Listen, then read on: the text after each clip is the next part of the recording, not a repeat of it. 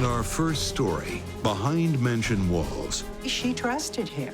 Why wouldn't she? a high-riding Texas princess It's not my fault. cut down in her prime. That's got to be one of the wildest stories I've ever heard of. And later, She only acted because she thought she was going to die. a sharpshooting heiress makes a life-or-death decision. She acknowledged having shot him, and that's all we needed. I'm Christopher Mason. Behind mansion walls, the daughters of billionaires are accustomed to getting their own way. There are few men who can tame the thoroughbred heiress.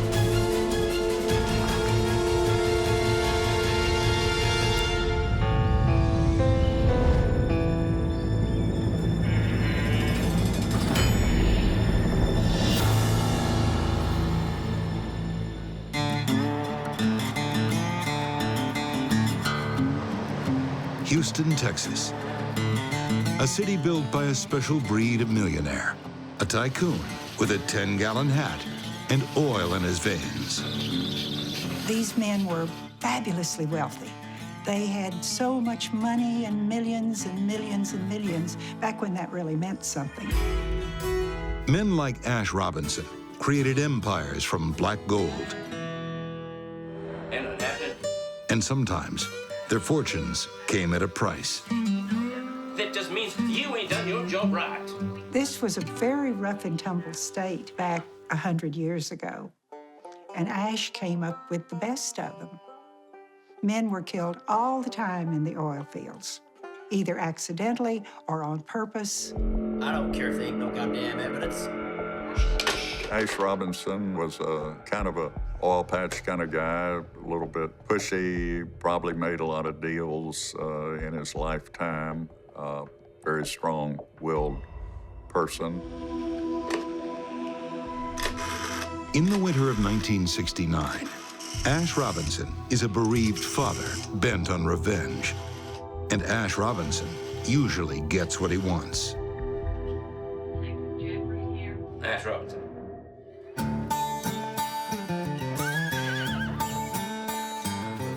At horse shows across America in the mid-60s, Joan Robinson Hill is the standout, a world champion in the riding style known as Old English.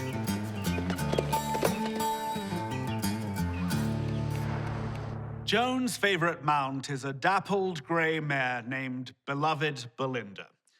Rider and horse perform to adoring fans, from Madison Square Garden to the Kentucky State Fair.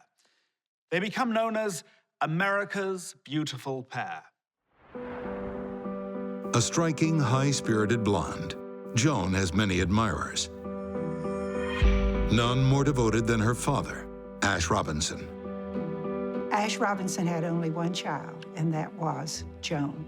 And she was the darling of his eye. Every morning, Ash would drive down the street, have coffee with Joan first thing in the morning.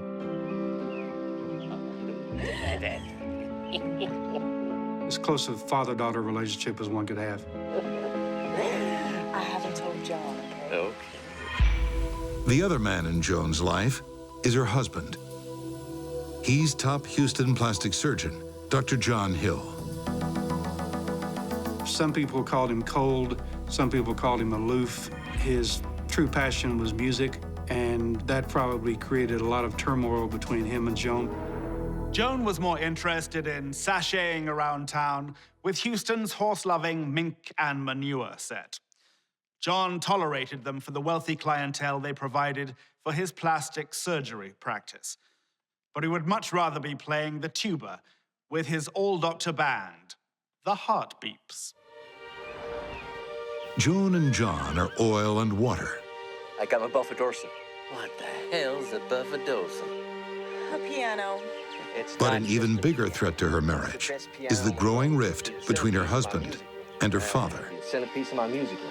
Well, good for you, boy.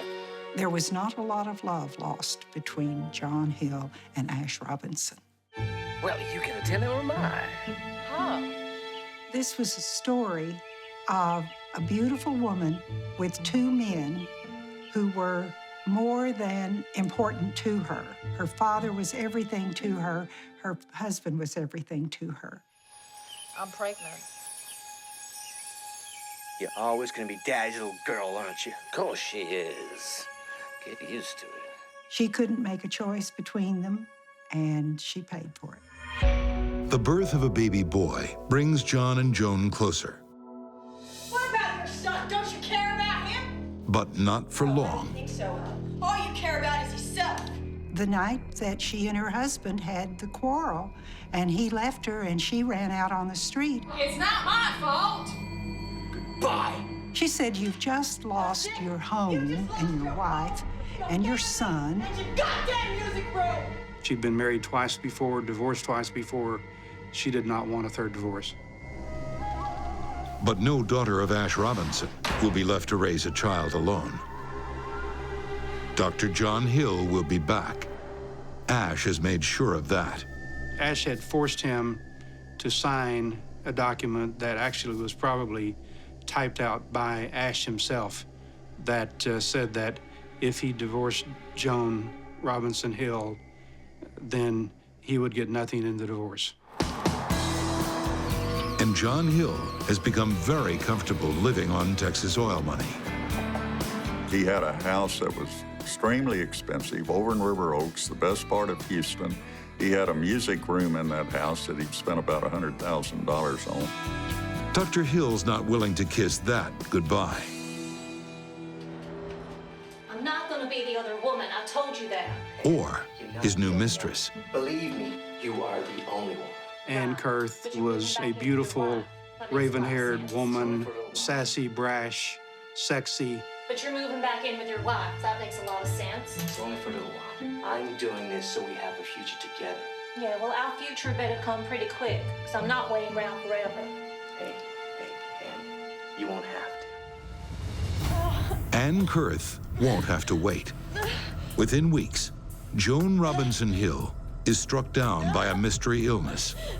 She was vomiting, she was having diarrhea, she was out of her mind.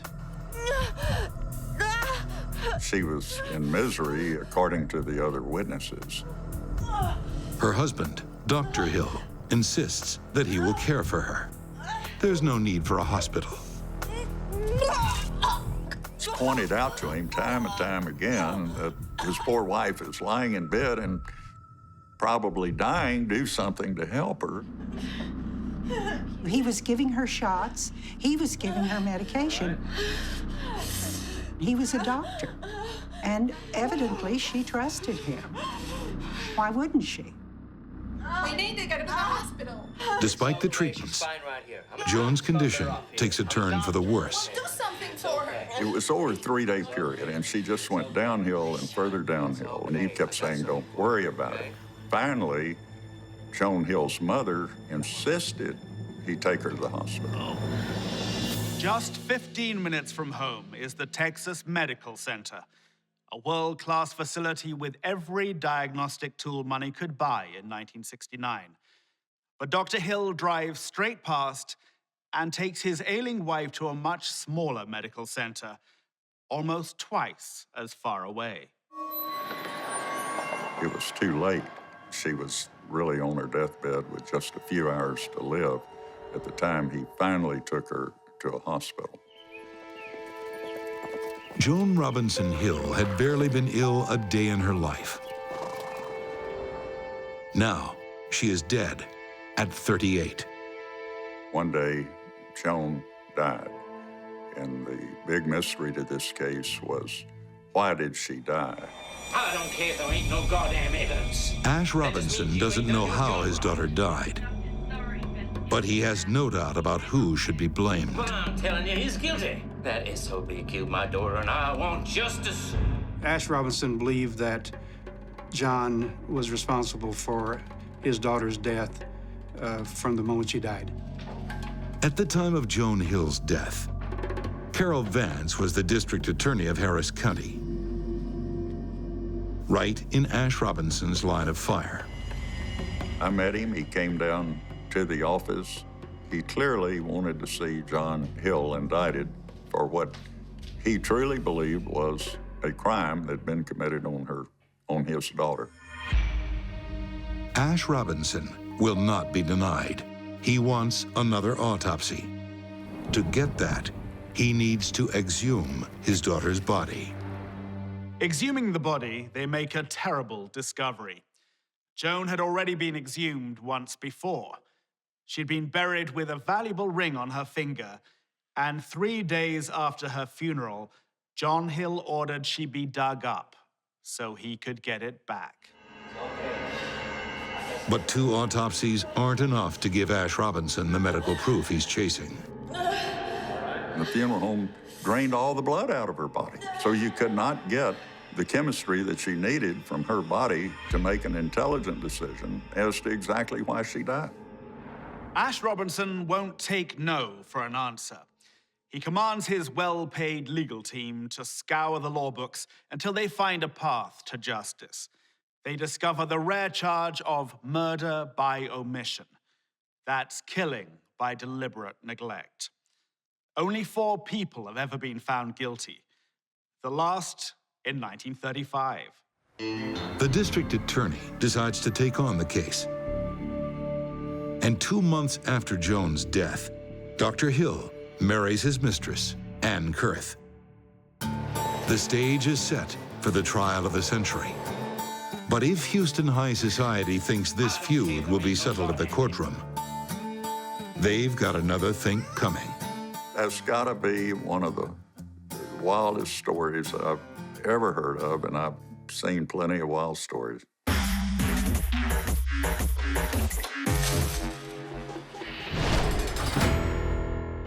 Houston, Texas. On March 19, 1969, wealthy oil heiress Joan Robinson Hill dies of a mysterious infection. By March 1971, her husband, Dr. John Hill, is on trial, accused of an unusual crime, murder by omission. I don't care if there ain't no goddamn evidence. One man is hell-bent on finding Dr. Hill guilty, Joan's distraught father, Ash Robinson. He's guilty. That SOB killed my daughter, and I want justice.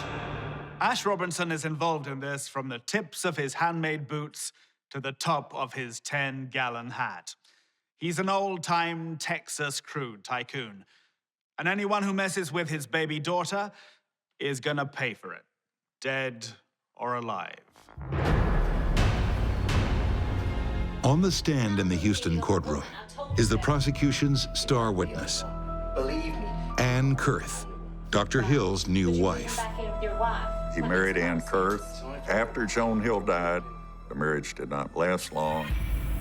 Strangely, Dr. Hill and Ann have already separated. More amazing still is her reason why.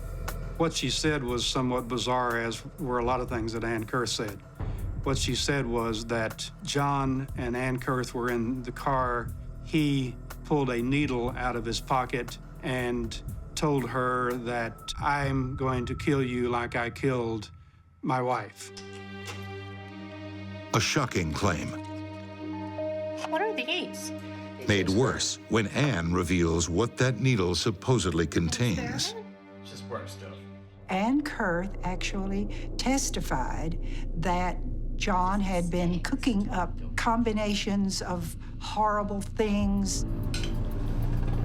Things like pus, scabs, and the bodily fluids of terminally ill patients, all bound for the belly of Joan Robinson Hill. Stunning Joan famously kept her weight at exactly 110 pounds. In the weeks before she died, her husband John took a sudden interest in her diet, plying Joan with delicious pastries he had specially prepared. Ann Kurth came up with the theory that John Hill was growing bacteria in a petri dish and that he actually injected bacteria in certain pastries.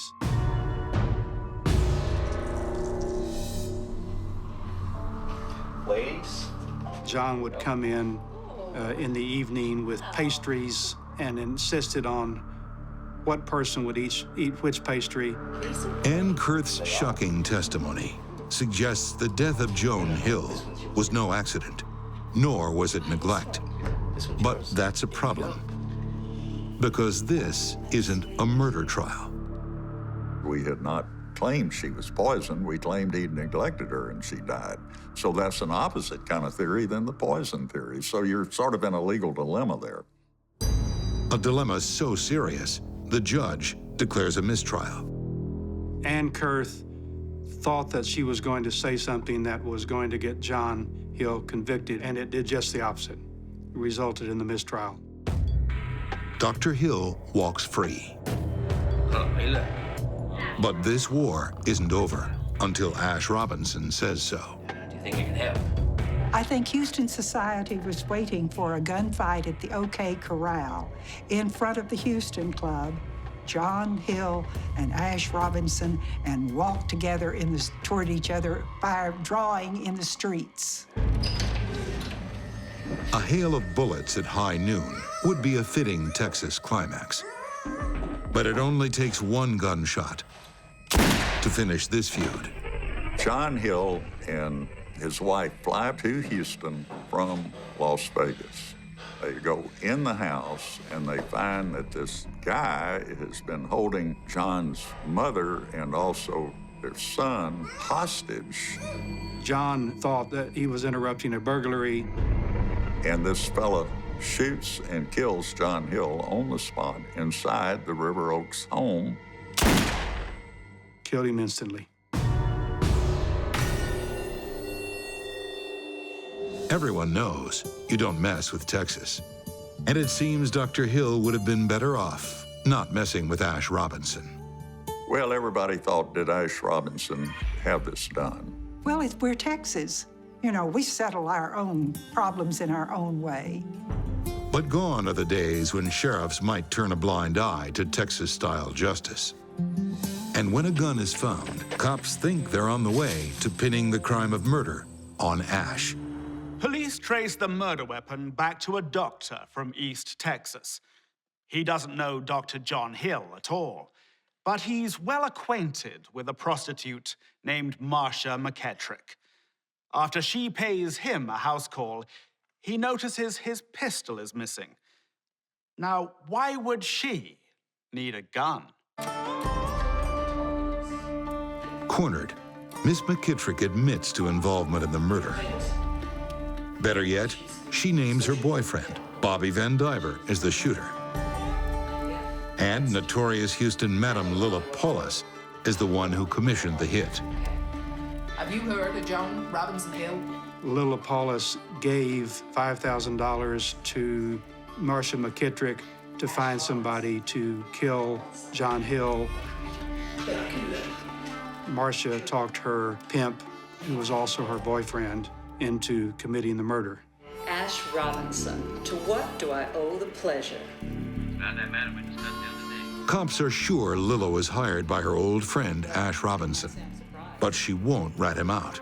She could have saved herself a lot of time had she carried us back to Ash Robinson, but apparently she was just loyal and faithful to him and wasn't about to do that. Convicted of conspiracy to murder, Lilla Paulus goes down hard. 35 years in prison. She would not even talk about getting, say, a 10 or 15-year prison sentence or something like that in exchange for testifying against Ash Robinson. So we never broke that barrier. Ash Robinson. You wanted to kill Ash Robinson. And the gunman, Bobby Van Diver, goes on the run while awaiting trial. He's spotted by a police officer in an East Texas pool hall. Van Diver pulled his own gun. The police sergeant had no choice but to pull his gun, and he killed Bobby Van Diver there in the pool hall.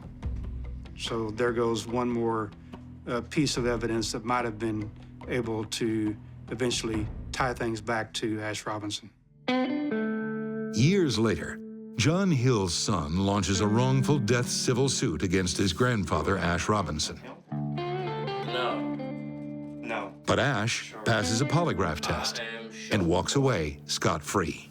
He was like a mafia don in that everyone knew that Ash had arranged to have John Hill killed, but no one could prove it because he was too far up the chain of command, and no one would rat him out. Richard Racehorse Haynes defended John Hill at his famous mistrial back in 1971. He was also involved in the civil proceedings against Ash Robinson in 1977. I remember we were taking this deposition. He and I went into the men's room, and just the two of us in there. And he said, "You know I did it." And I was accusing him of employing the guy that killed Hill. And I said, "Yeah, I know you did." And he said, "But you can't prove it." And I said, "That's what we're going to try to do." And we tried. We couldn't. And he beat us. Ash Robinson dies in 1985, clearly a broken man. But Texas grandstander to the end, he wanted a defiant epitaph. Here lies Ash Robinson. He lived and he died and didn't give a damn what people thought of him. But he certainly did give a damn about his darling daughter, Joan. I do not condone at all what Ash Robinson did. I would never condone murder of any kind. However, I think anyone can look at his circumstance and understand what motivated him to do it. Still to come, behind mansion walls. What happens when an heiress with a deadly aim Her father was the biggest private arms merchant in the world. meets a Polo playboy who's handy with a blade? There were people that saw that knife and felt that knife right up against their neck.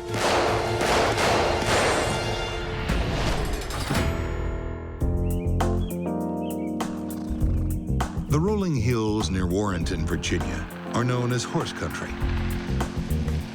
It's a friendly community where everyone's welcome, as long as they've got $1 million or 10. We have mega wealthy people. We have wonderful family people, and it's a nice area to live in. Horse country Virginia is kind of famous in Washington, D.C. for as a getaway for people with a lot of money. A list of locals reads like the who's who of wealth in America. DuPonts, Kennedys, and Chryslers, to name a few.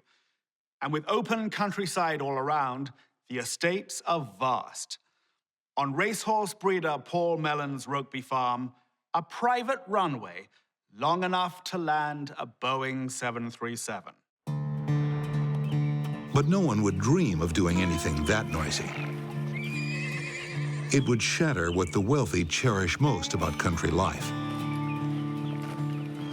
The tranquility, the peace, the soothing quiet. All that serenity goes up in smoke one September morning in 1997. Well, I think the community was understandably shocked and horrified. We just didn't expect that. I had not seen any signs that there was this kind of trouble or what was going on. What do we got? At Ashland Farm, a man is dead. The self-confessed shooter, the lady of the house, 35-year-old billionairess, Suzanne Cummings. Whenever you have a murder where two people are present, you're left with only one person to tell exactly what happened. In this case, that was Miss Cummings. Deputy, do you mind? Let's wait, please, ma'am. She claims that she shot him in self-defense. Born and raised in Monte Carlo, Mademoiselle Cummings speaks with the heavy French accent of her birthplace, pronouncing her first name Suzanne. Shy, single, and mad about horses, she sleeps with a .357 Magnum under her pillow, which is not surprising. Her billionaire father is Samuel Cummings, the world's largest private arms trader. The dead man is from more modest means. He's Argentinian polo player Roberto Villegas, Suzanne's Latin lover, until she shot him 4 times in her own kitchen.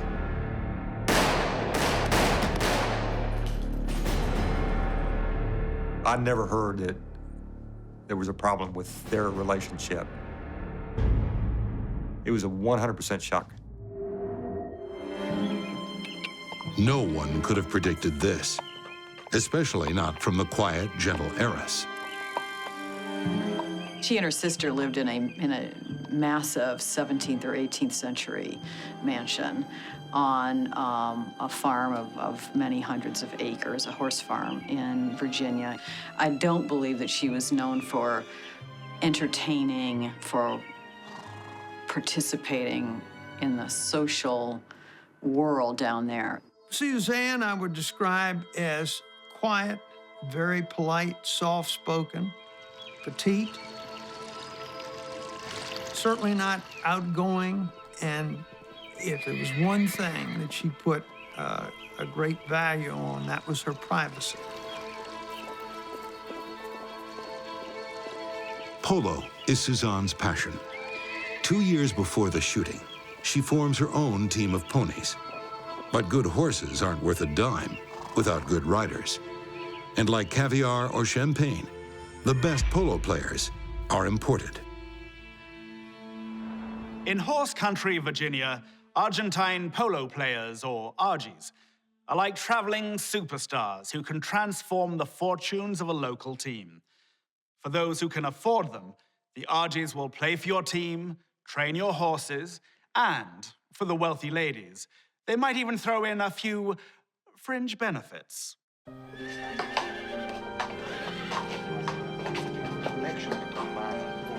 Susan Cummings fell for one of these players. They're hunky, dark, Latin men, and some women find them irresistible.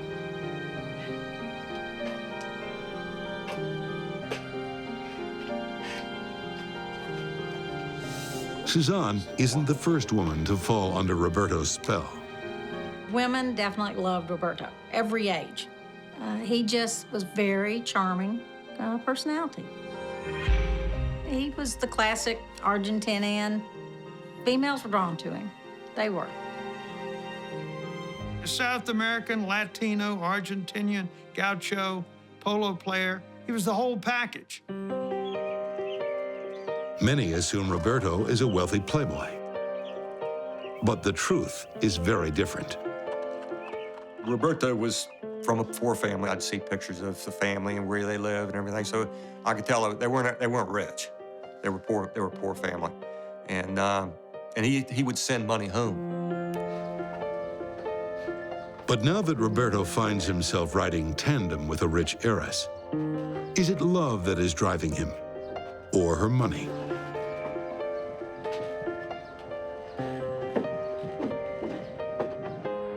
Suzanne is now a patron, with the dashing young Roberto her prized Argie. It's a relationship of mutual benefit, a romance that has the Polo set a Twitter. But the lovebirds will soon find out why one should never mix business with pleasure.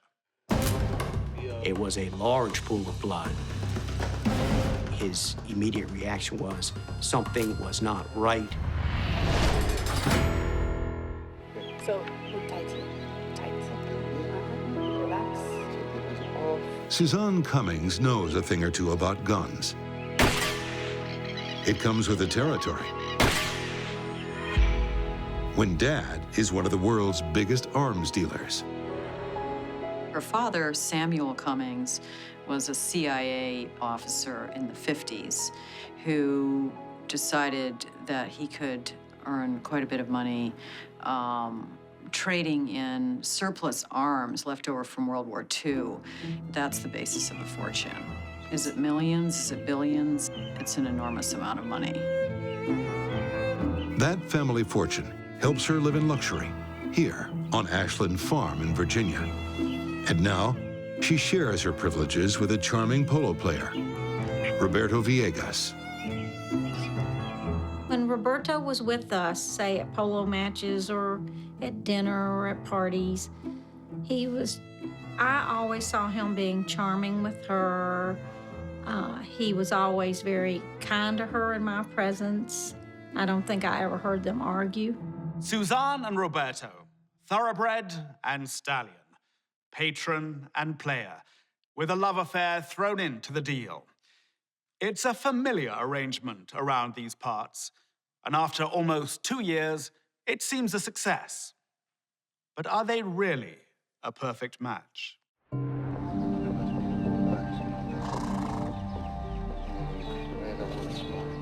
In the summer of 1997, it appears that Suzanne and Roberto's honeymoon is over.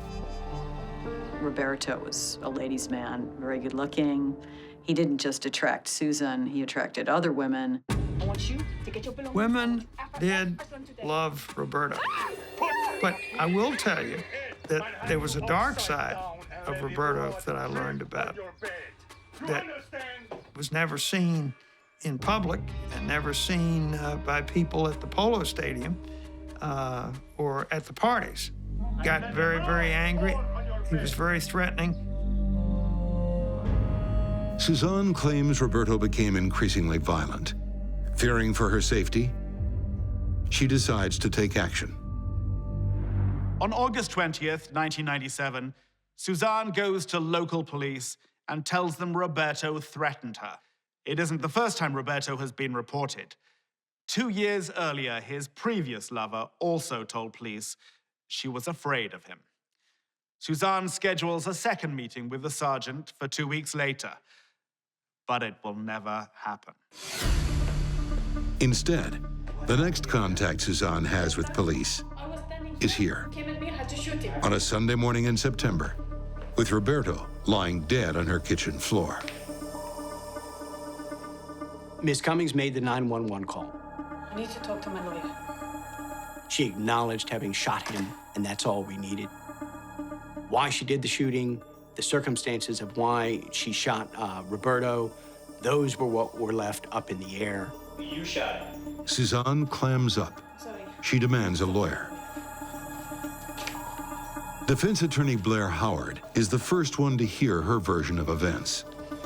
Her story from the outset was one of fright, terror, self-defense. She only acted because she thought she was going to die. This man had attacked her with a knife. There was never any question in her mind he was going to kill her. Suzanne says she'd been telling Roberto for weeks to remove his belongings from her house.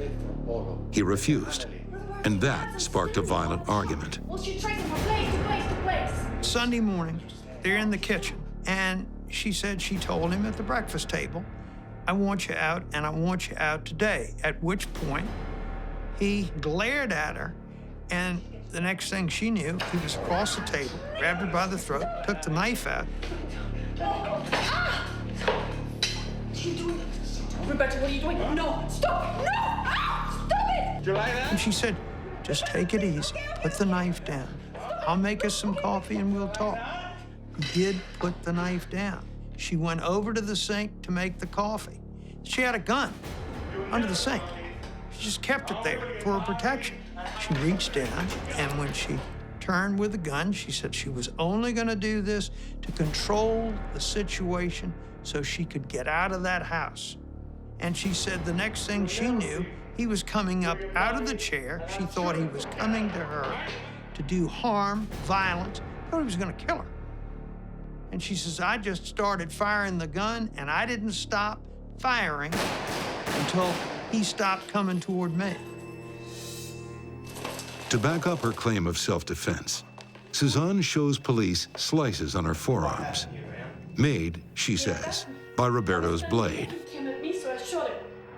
Suzanne is remarkably level-headed for a woman who just shot and killed her lover. And why would she consult with her lawyer before talking to police? The blood drippings on the chair, which convinced us that he had been shot 4 times while seated.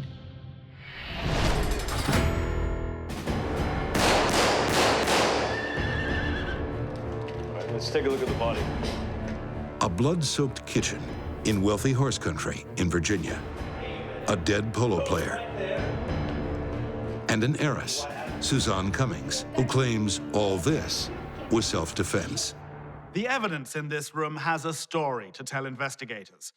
The question is, will that story match Suzanne Cummings' version of events? I need to report a shot man. Suzanne said she placed the 911 call immediately after the shooting. Now, if you take a look, And the cops arrived within minutes. when we got here, it was So why did the blood seem so sticky to the first policeman on the scene? He believed the blood to have coagulated to a point where it could not have happened as recently as the 911 call would have led one to believe. So he was immediately on alert. I need to report a shot man. Is it possible that Suzanne had killed Roberto and waited before she called 911? All right, throw the body over. If so, just what had she been doing in the intervening period? Look what we have here. Prosecutors believe she was planting a knife on the body. We never believed that the knife would have landed in that fashion. We believed it to have been placed there after he was shot. It was only when they turned the body over that suddenly they see the knife. Well, who knows the action of turning that man's body over, what that did with respect to the position of the knife. When police analyzed the bullet trajectories and the bloodstains, there are more surprises. The blood drippings on the chair convinced us that he had been shot 4 times while seated.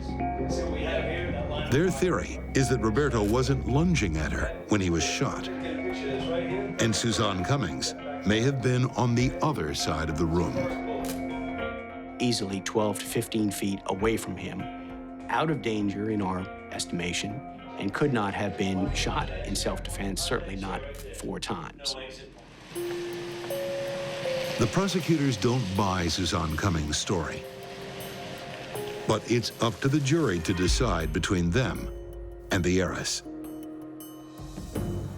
In May 1998, 6 months after the shooting, the murder trial of Suzanne Cummings begins.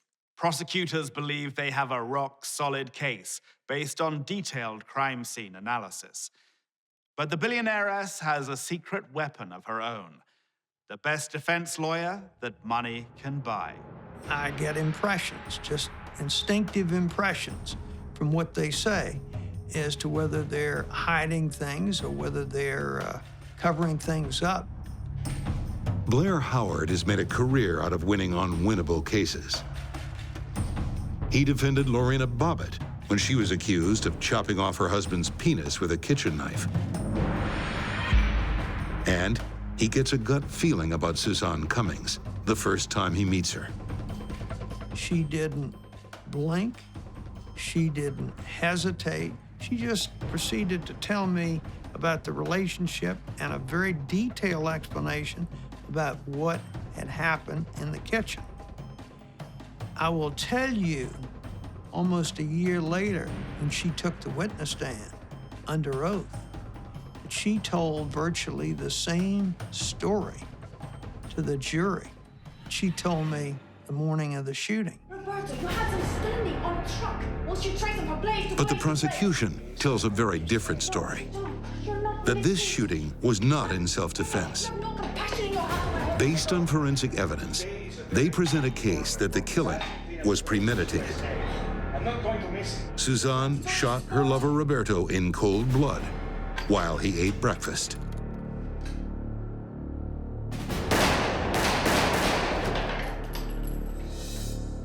Afterwards, they claim she planted the knife on the body to make it look like self-defense.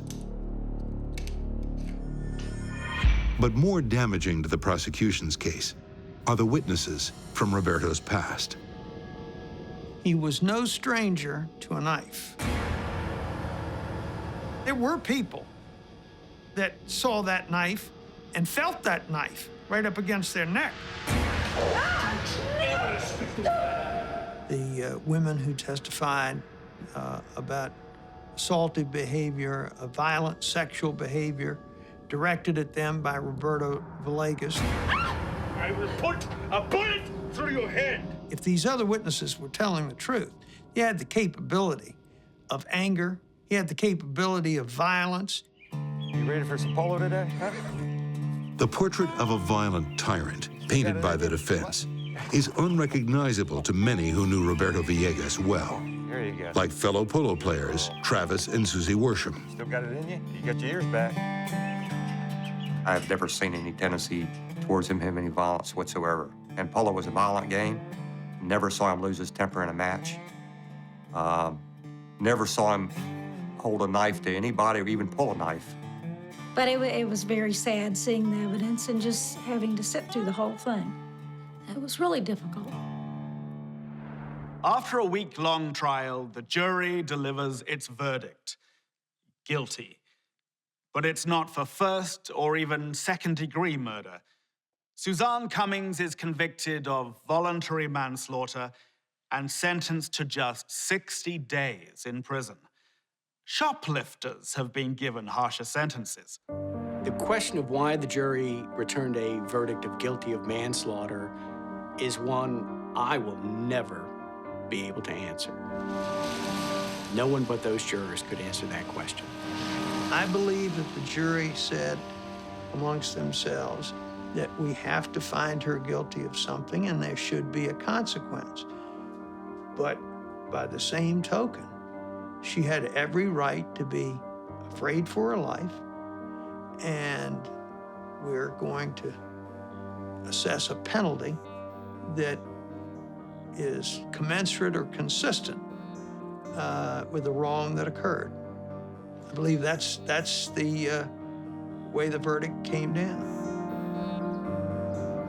After 51 days in prison, Suzanne is released and resumes her life in beautiful Virginia horse country.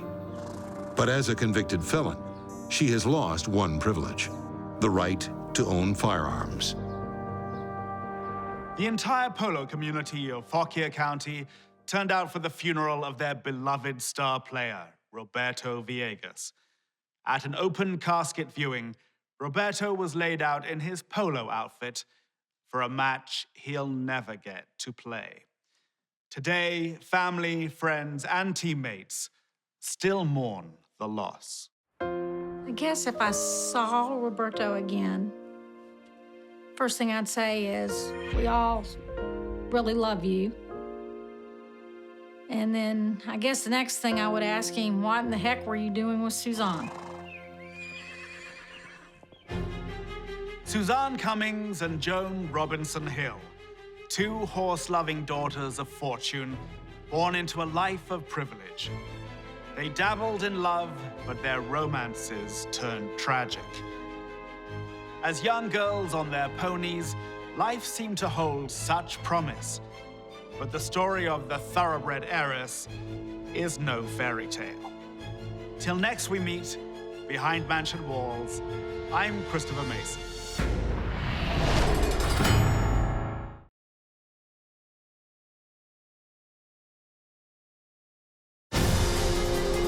In our first story, Behind Mansion Walls, bad blood destroys a dynasty. This was a story of greed, overwhelming greed. He wanted so bad to live a wealthy lifestyle. And later, from high society to shallow grave. This one is most unusual. I've got something to tell you. They had gates to keep the bad people out. They have security systems, but they forgot one thing. They forgot the greed that might lurk in their midst. I'm Christopher Mason. Behind mansion walls, the rich think they're safe, but no gates or guard dogs can protect them from the enemy within.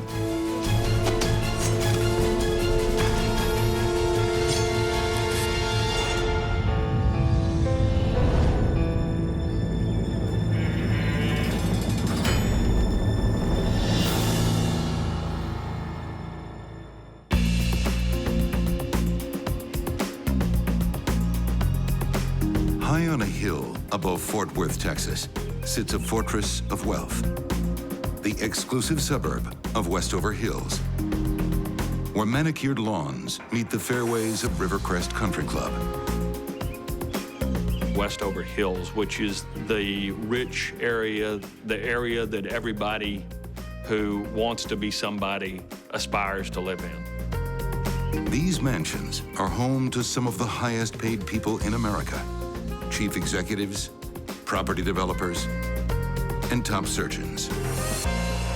With their lake-sized pools, hired help, and manicured gardens, the people of Westover Hills enjoy the fruits of financial success. But there are some who don't need to earn a living.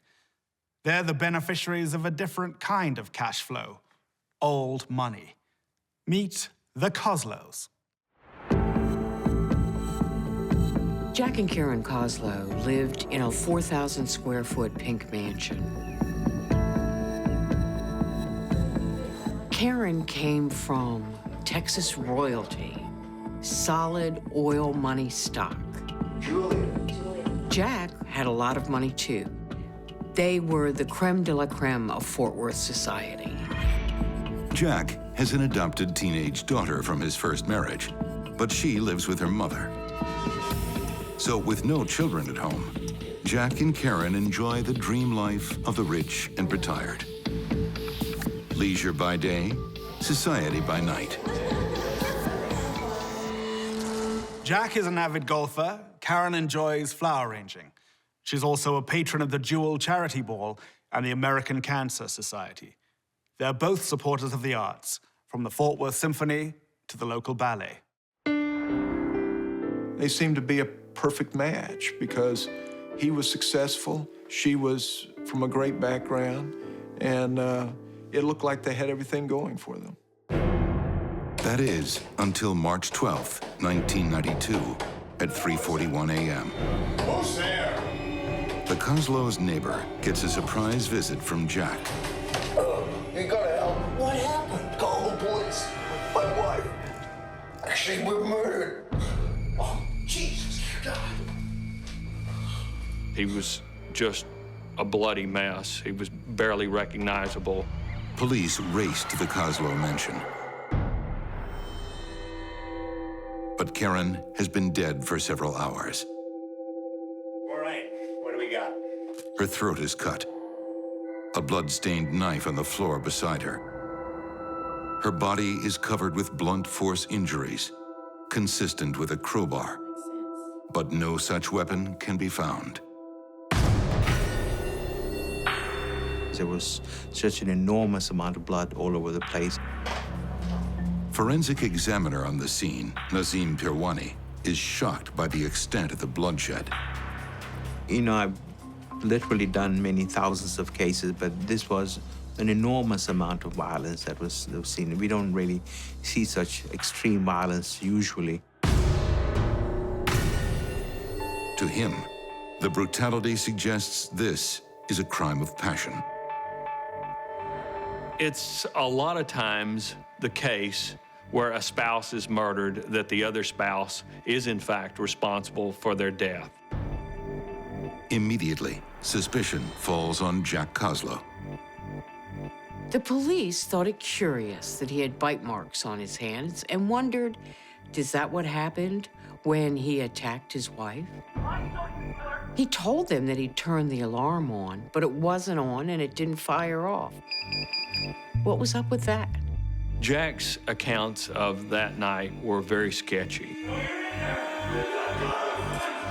He remembered being hit. He did not remember being cut. He remembered waking up.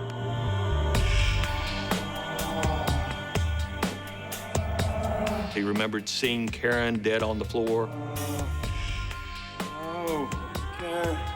Jack has been beaten and cut, but what investigators want to know is why isn't he dead too?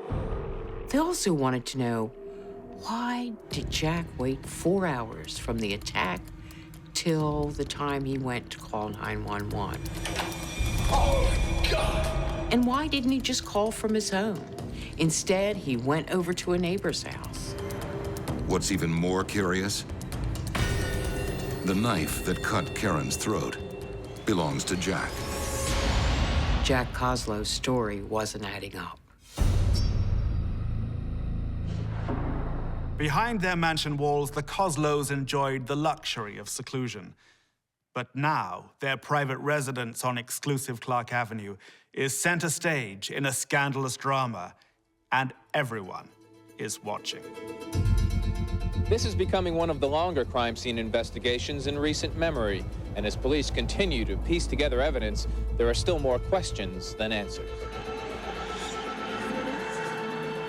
They were kind of the talk of the town to begin with, and so when this happened, it became somewhat of a soap opera. Reporter Jack Douglas followed the story and the gossip from the beginning. There were all sorts of rumors going on about that they had argued the night before and that they had a rocky relationship. Most of their acquaintances were not aware of the fact that they had gone to seek counseling. A lot of the media speculation centered on Jack.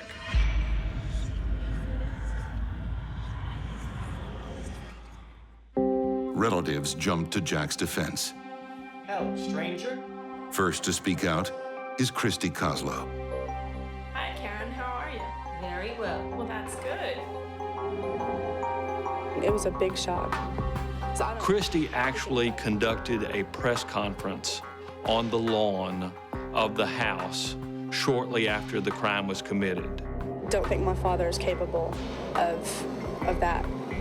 He is a wonderful person. She said that she had no idea who could have done it, that Jack and Karen were wonderful people and that they got along great, and she couldn't have asked for a better father or stepmother. But the media has its story and runs with it. Jack lost it and turned on his wife and beat her to death and slashed her throat.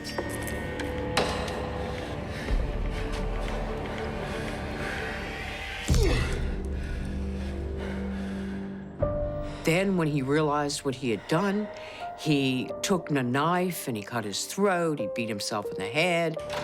Oh, my God. You gotta help. These may have been self-inflicted wounds on him to try to cover up what he did to his wife.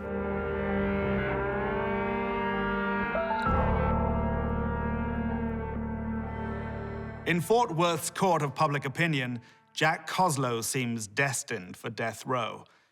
And I can tell you, when you fall from the pinnacle of privilege, it's a long way down. From king to killer, queen to corpse, the Coslos have hit rock bottom.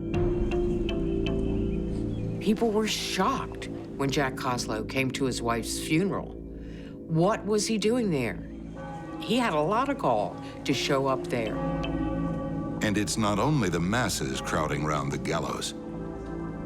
The police were very convinced of Jack's guilt. They were just waiting for the moment they were told they could go arrest him for his wife's murder. And then the phone rang. And everything detectives thought they knew is blown away.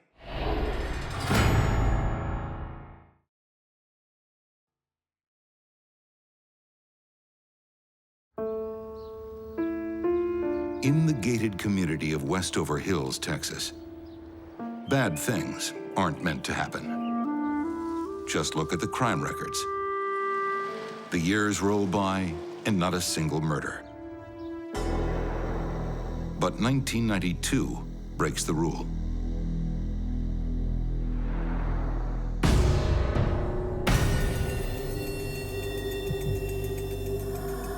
Thursday before dawn, Karen Coslo was beaten to death. As if to balance out the quiet years, the murder of well-known heiress Karen Coslo is unimaginably savage. It was overkill. She was not just murdered, she was brutalized.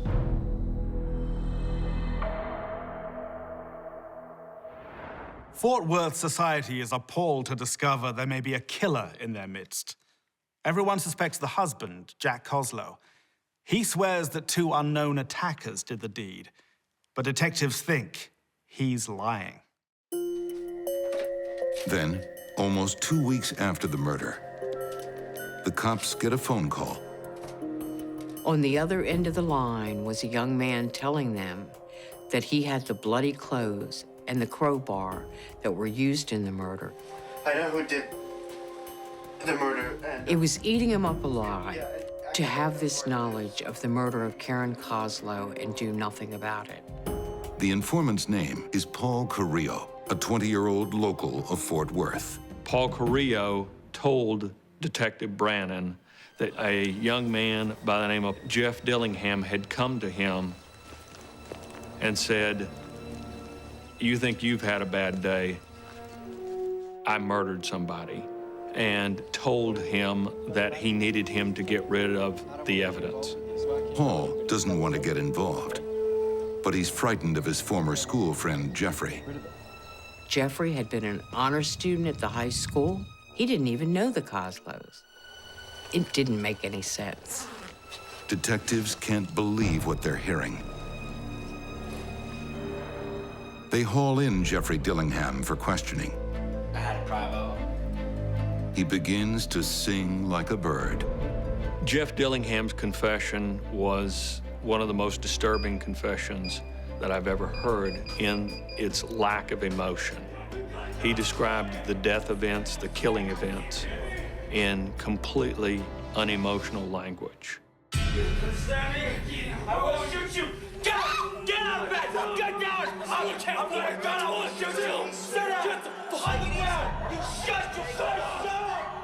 I had a pry ball, and I used it on the woman. His blows to her head broke her skull and her jaw.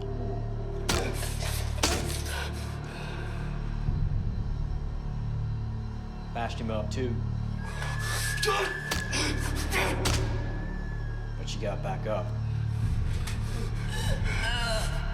So I came to her. And I just, jabbed her in her neck. The final blow crushed her larynx, leaving her on the floor to suffocate to death. Then, Dillingham gives up a second attacker. His good friend, Brian Salter. Salter is just as vicious.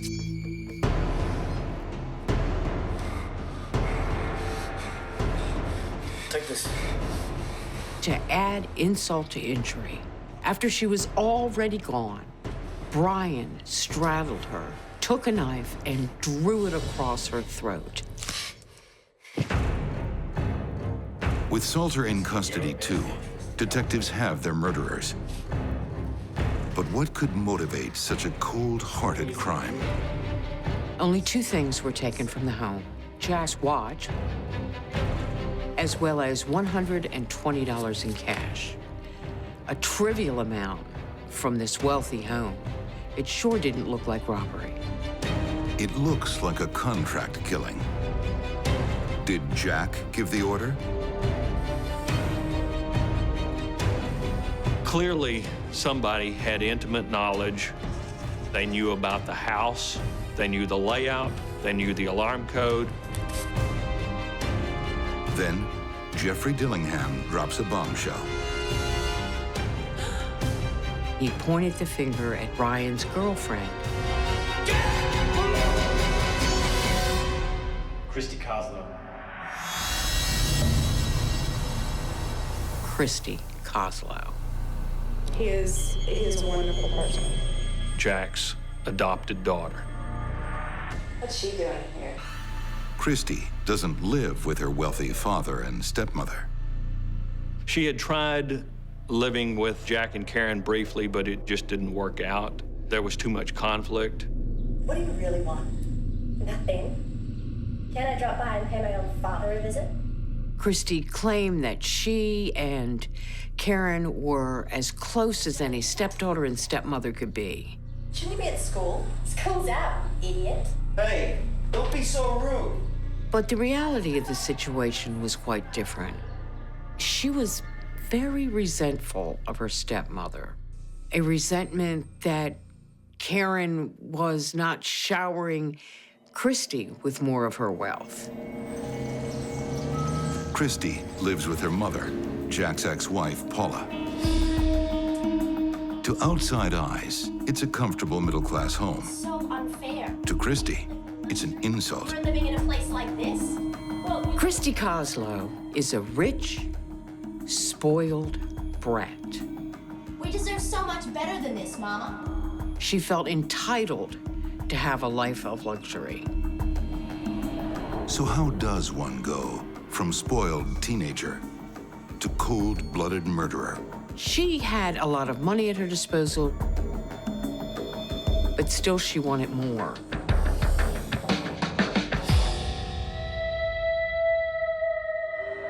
Christy does the math. 2 dead millionaires equal 1 massive inheritance.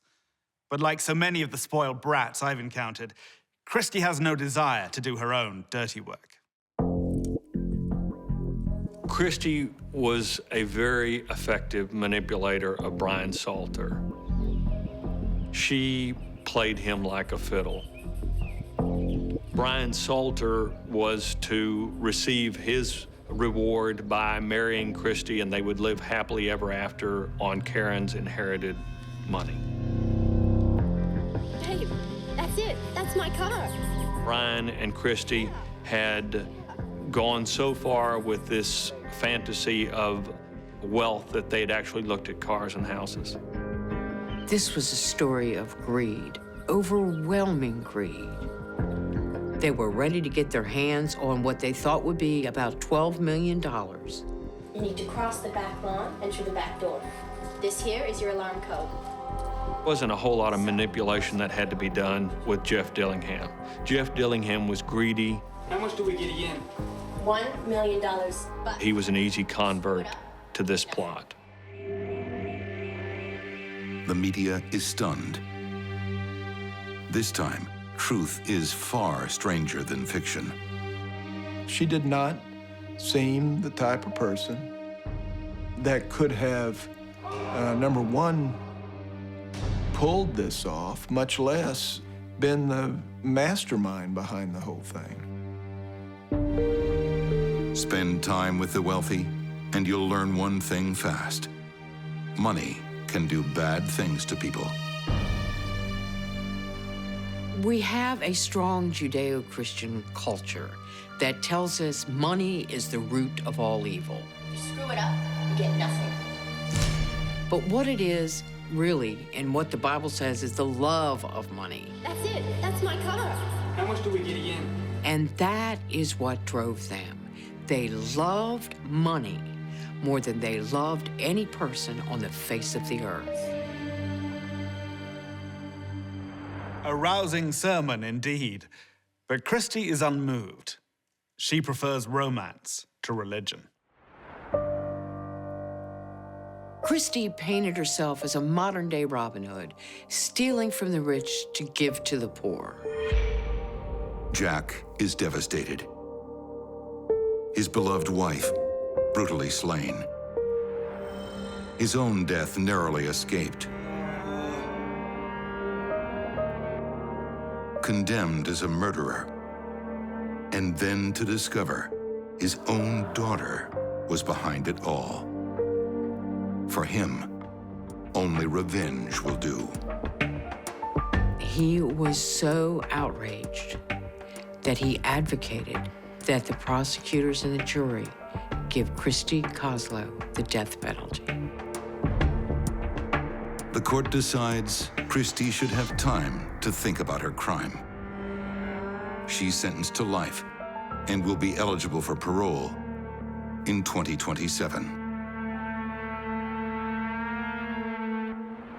Christy Coslo had a family, a fiancé, and more of life's luxuries than most. But she wanted more. The mansion, the servants, and her stepmother's jewels. What does she have now? A prison cell, an ID bracelet, and not a friend in the world. Today, at least, she knows what poverty really means. Up next, behind mansion walls.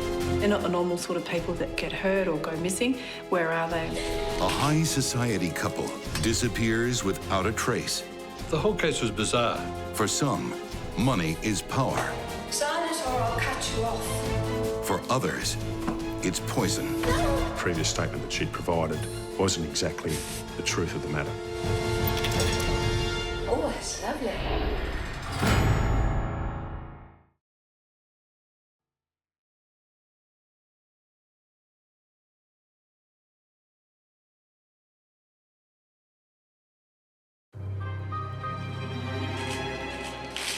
We can't come to grips with why someone would want to hurt her.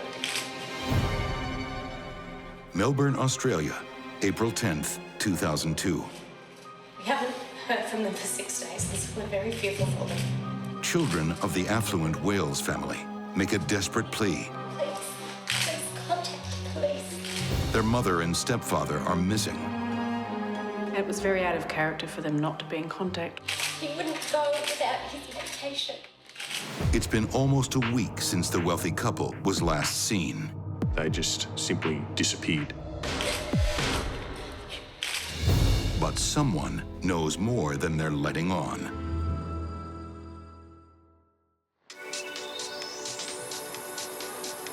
In the late 19th century, Melbourne, Australia was the world's richest city and the darling of the British Empire. Today, it retains certain characteristics of the mother country. The class system is one of them. The gap between rich and poor is as relevant here today as it was 100 years ago. Toorak, south of the Yarra River, is the Beverly Hills of Australia. The richest people in Melbourne live here. They're the kind of folks who own a winter retreat in the mountains and a summer house by the sea. Big spenders who keep design boutiques and antique dealers in business. Society people like Margaret Wales King and her husband, Paul.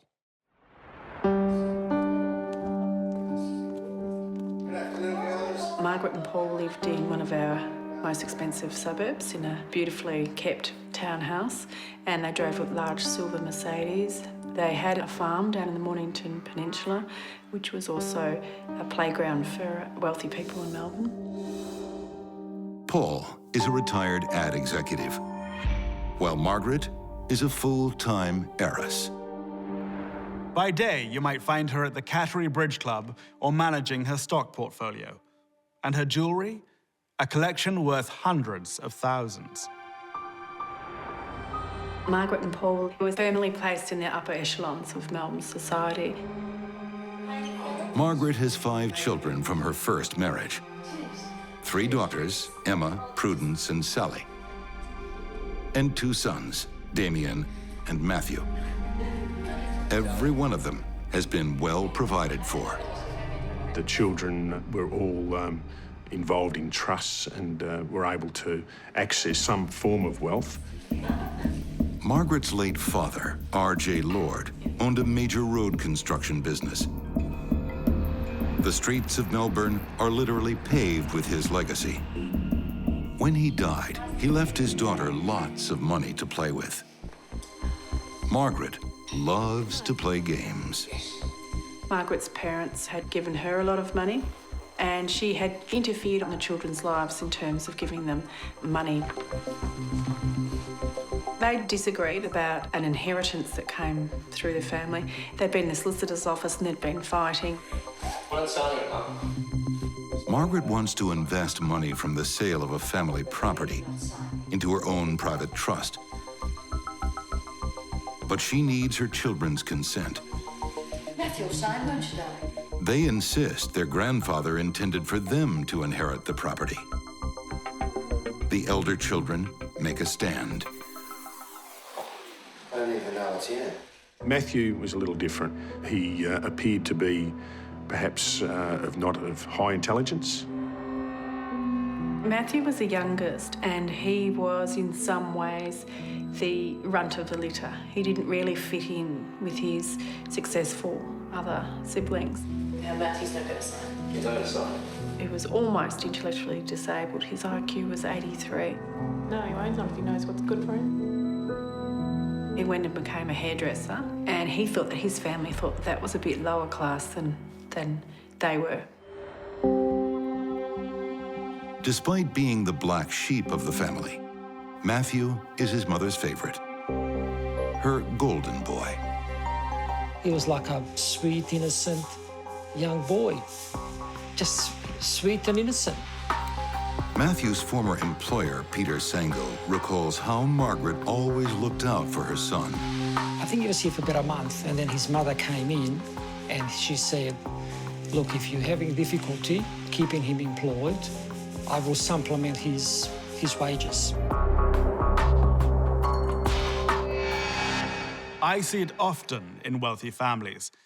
Money given to one child feels like love taken from another. But does Margaret comprehend the resentment she's causing?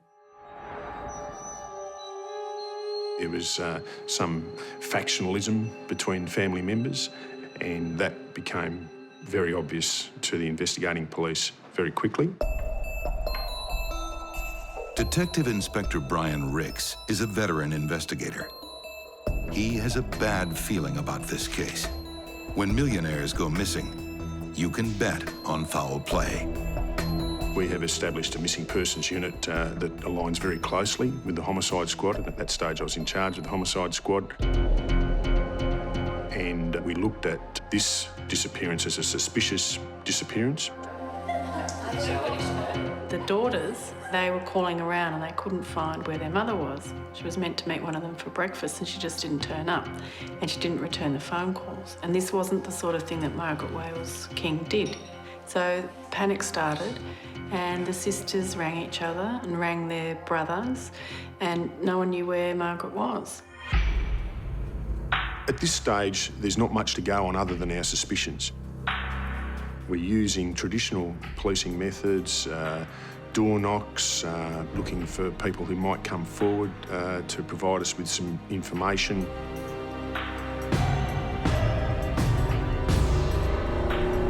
They took statements from every sibling about what they were doing on the night and what their partners or husbands or wives were doing on the night as well. The couple was last seen at Matthew and his wife Maritz's house for dinner. You should clean up a bit here, Matthew. They said, oh no, they were fine. We waved them off and that was it. They were happy, we had a nice night, and off they went in their silver Mercedes. Police check Margaret and Paul's bank accounts to see if they can track their movements. There was no movement, no purchases, no credit card usage, no petrol bought, nothing. With no ransom demands, detectives rule out kidnapping. Then, 5 days after the disappearance, a breakthrough discovery. Margaret's silver Mercedes.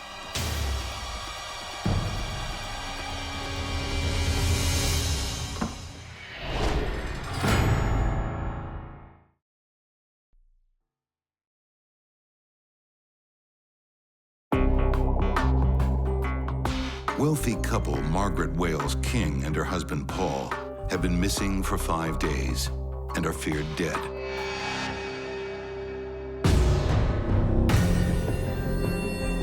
Police find their abandoned car and call the eldest son Damien to the scene. He has the spare keys. Does he know what's in the trunk?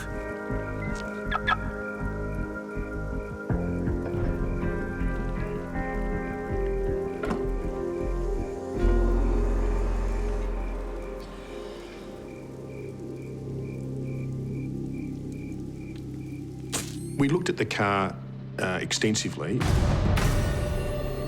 and there was some hairs and some blood spots in the car. This case is now beyond the scope of the Missing Persons Unit. Time to hand over to the boys from Homicide. What's their hunch? Well, consider the ingredients. Disputed inheritance, sibling rivalry, divided loyalties. You don't need to be Sherlock Holmes to figure out this is very much a family affair. We interview all family members. I employed surveillance, listening devices, all sorts of other technologies to try and establish evidence. Each of the Wales children is a potential suspect. So tell me again, Matthew. But Matthew and Maritza saw the couple last, and that puts them at the top of the list. They interviewed Maritza separately, and she stuck to the story. How are you? That she got on well with her mother-in-law, that her mother-in-law had come for dinner, and then had been waved off and had a pleasant evening. But Matthew's siblings cast doubt on their sister-in-law.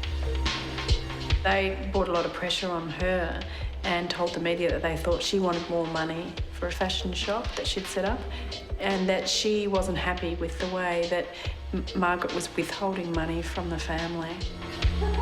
To them, Maritza is nothing but a gold digger and a liar. They believe she's hiding something. To Matthew, it's just another example of his brother and sister's snobbery. He married a woman who was from Chilean background, so migrant parents, and he thought that his sisters and his brother thought that he wasn't as good as they were. The relationship between him and his siblings is very interesting because there is a conflict between members of the family. Forensic psychologist Ian Joblin is intrigued by the Wales family dynamics. He believes it isn't only Matthew's siblings with a cross to bear against Maritza. His mother didn't agree with the marriage and didn't agree with the background of Maritza. When detectives interview Matthew, Was Margaret on any medication? he doesn't give much away. But police have a warrant to search the premises. And they're about to discover something this suspicious couple thought they had erased.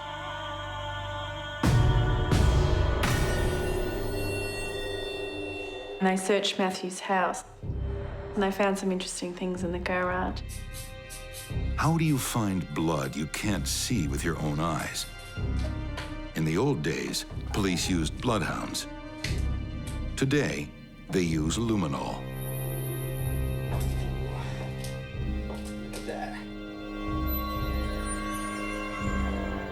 There was some spots of blood on the garage floor that the luminol showed up.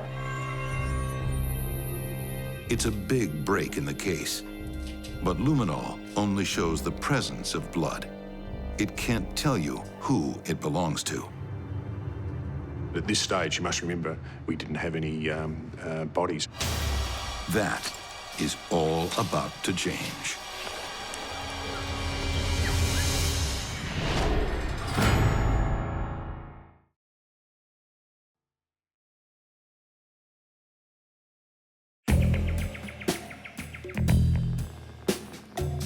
April 29th, 2002.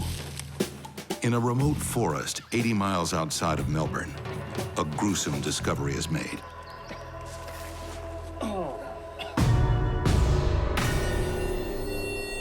Two bodies lying face down in a shallow grave, covered with a baby's pool and other material, bricks and chains and things of that nature. There were glasses of the lady and an enormous diamond ring on her hand.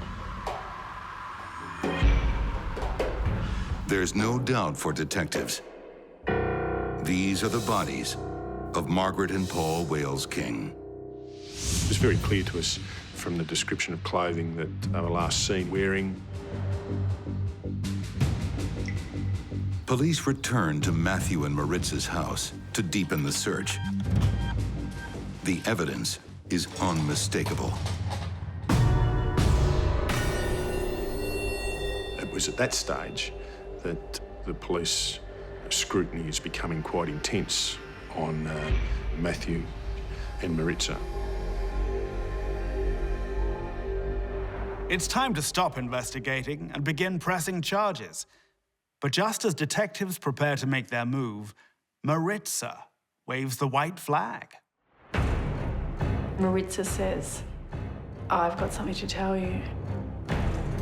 Maritza has been hiding an unspeakable truth, and it's too much to bear any longer. Her husband is a murderer. She tells them about what Matthew did and what she saw him do and what she's been living with since that night. The night that he killed his parents, Matthew Wales cooked them dinner first.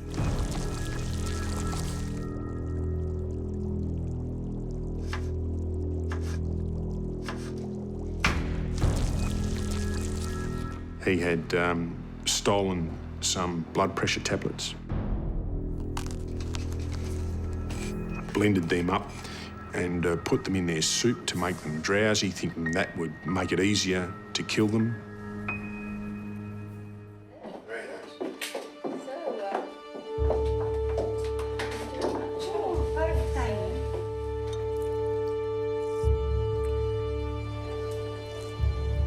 Oh, that's lovely.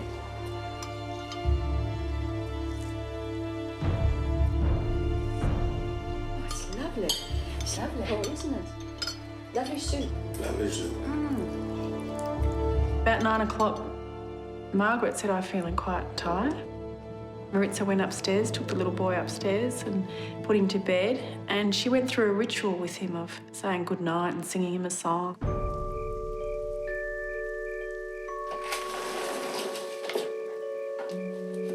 He escorted them out the front door. He let them go in front of him. Oh, I should clean up here a bit. It's all right for the dreadful mess stuff everywhere. Look at it.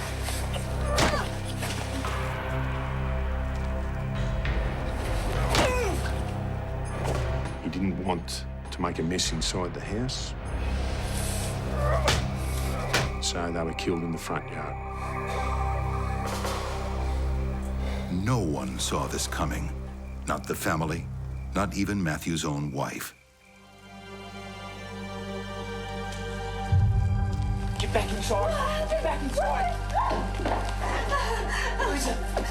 Every one of them wonders what on earth was going through Matthew's mind. I had to.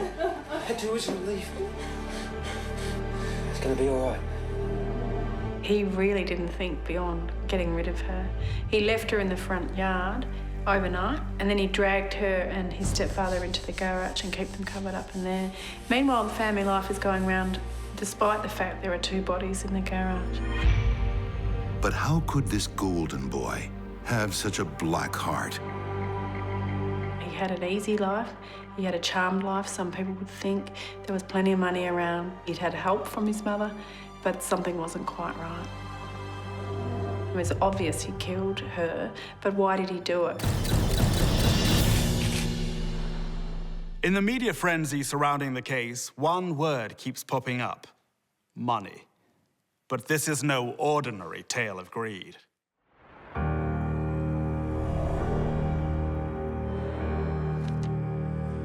Just sign it, Matthew. This didn't happen in an emotional vacuum. It didn't happen because he wanted money. Sign it or I'll cut you off. What he became ultimately obsessed about was the way that she used the money to get favours and to get the children to do what she wanted.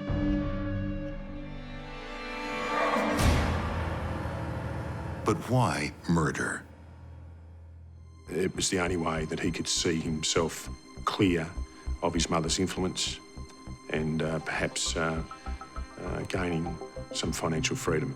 Matthew, sign, don't you know? Matthew really craved success and he wanted to be recognised as being successful, and every turn he took, he wasn't able to achieve that.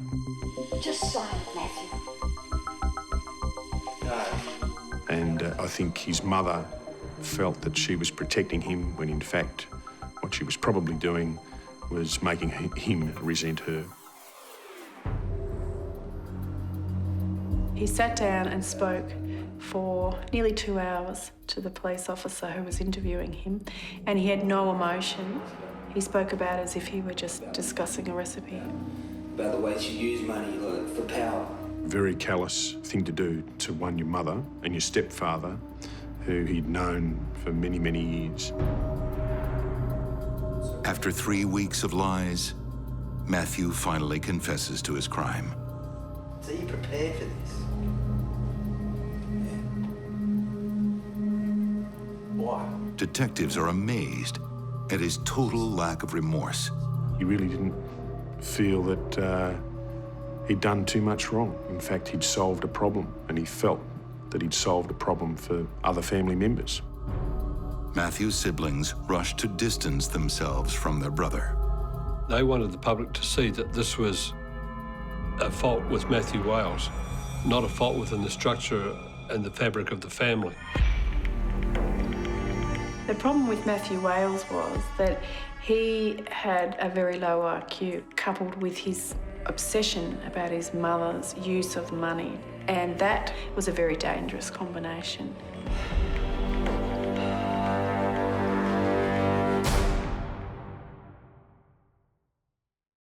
It's a cruel irony that often people with the most money least understand its power. It has the power to divide, the power to control, and the power to destroy your life. Matthew Wales is sentenced to 30 years in prison.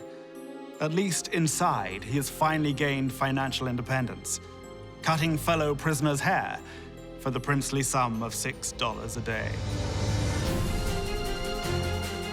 Christy, Coslo, and Matthew Wales, two privileged children with crosses to bear. Their mansion exteriors concealed broken homes. Money was there to serve them. It ruled their lives instead. Born into this world, they were innocent, but they became the enemy within. Till next time, behind mansion walls, I'm Christopher Mason.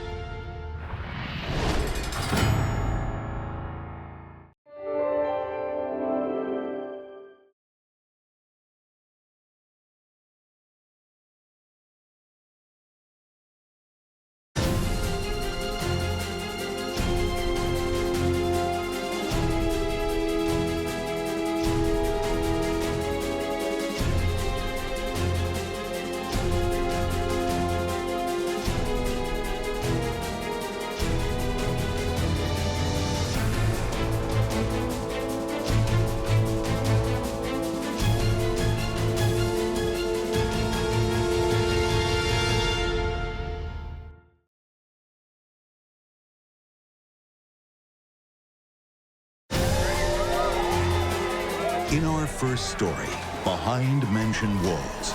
They were wild, there were drugs, there was sex. Texas oil money fuels the good life until it all slips away.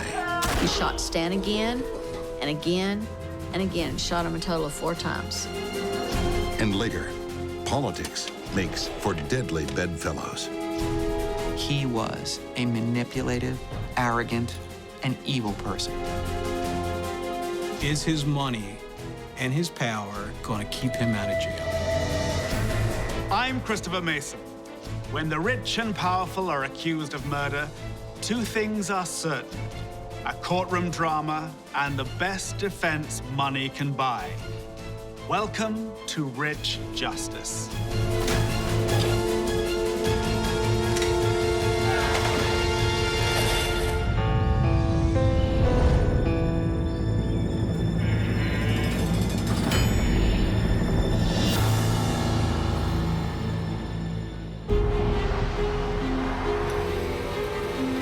Texas crude is like money spilling out of the ground. For 100 years, it's been making men here rich beyond their imaginations. It's built grand fortunes, luxurious estates, and powerful dynasties. Some would say too powerful. Too much money. Too much money. Thomas Cullen Davis was born into Texas oil money, barrels of it. His father, Ken, made millions outfitting the big rigs in the 1930s. He had an awful lot of money. The Ken Davis Industries were a billion-dollar, multi-billion-dollar company. When Ken Davis dies, his vast business empire is split among 3 sons.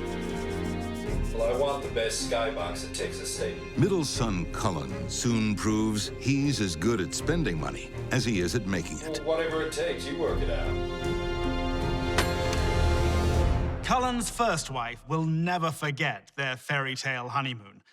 36 countries in 6 weeks. Christian Dior showings in Paris, a $10,000 mink coat for those chilly Texas barbecues. And when they get home, the spending doesn't stop. It was kind of a, shall we say, a wild and lavish lifestyle that was pretty well known. He lived a good life. Spending money really was not a big problem to him. But after the marriage and 2 children, someone else catches the billionaire's eye. A young woman on the tennis courts at the Ridgely Country Club, Priscilla Wilborn. Cullen divorces Sandra and sets his sights on the buxom blonde. I mean, the beginning, you know, it was nice. It was good. They were in love. He courted her amazingly. Hey, honey, can you help me with my necklace? Sure. Cullen was he was a big spender. Lots of jewelry, lots of furs, lots of big trips. Mighty handsome, too.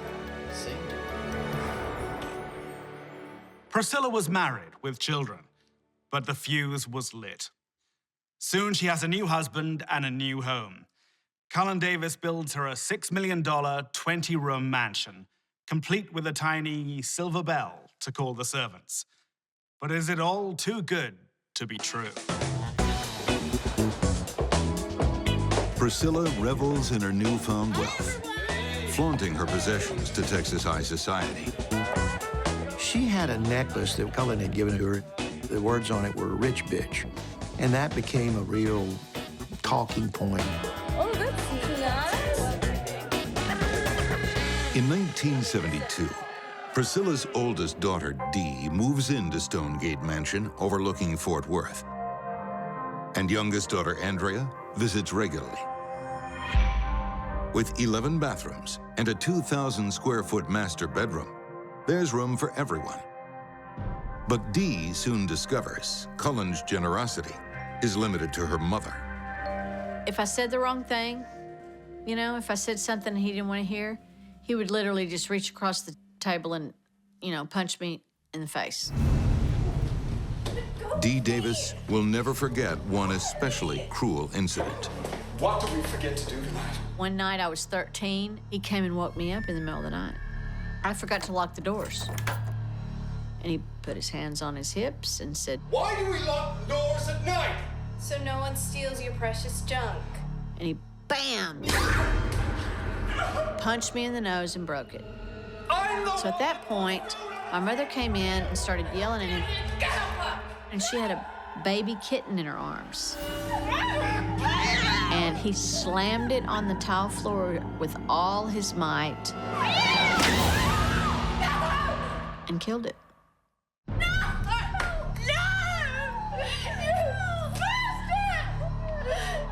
In 1974, Dee and her mother have had enough. He once pushed me down the stairs.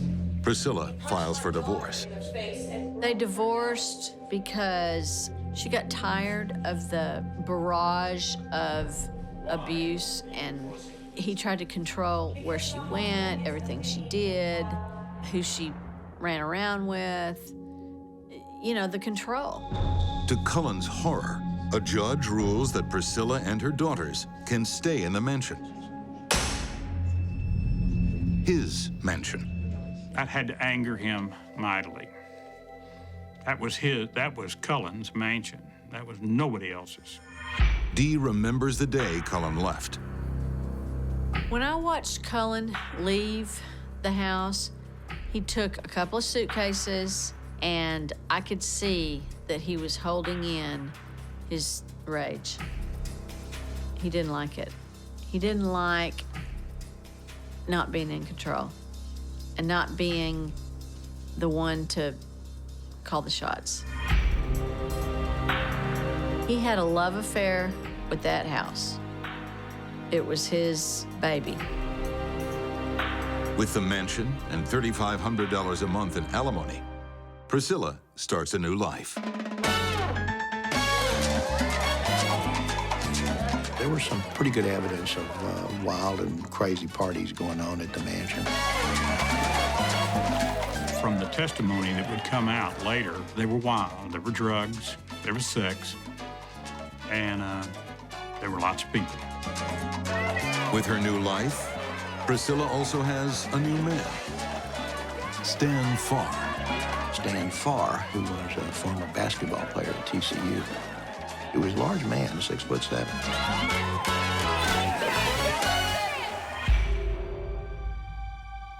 August 2nd is Priscilla's birthday.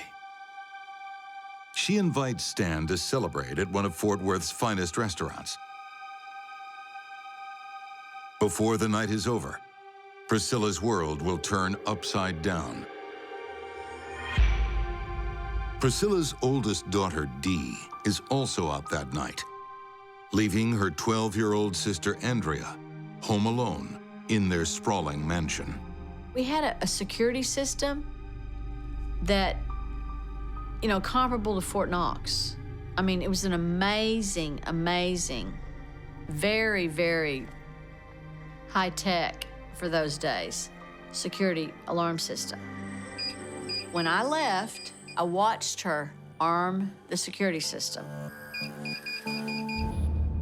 Andrea assumes she is safe and sound inside the sprawling mansion on Mockingbird Lane. She is anything but. Sometime that evening, she has a strange visitor, a man wearing a black wig and carrying a pistol. Somehow, he gets past the elaborate security system. At some point, he got her down to the basement. We don't know if he got her down to the basement in fear, at gunpoint. Nobody knows that. Please don't. What we do know is that she died where she was shot. She was shot at close range with no defensive wounds. She never put up her hands. She was 12 years old. She turned around and faced him and did not raise her hands. A little over an hour later, Andrea's mom, Priscilla, and her boyfriend get home. Priscilla notices the alarm has been turned off. Stan? And my mother started kind of looking around and saw blood on the door facing. Stan? They don't know it, but the killer is still inside the house.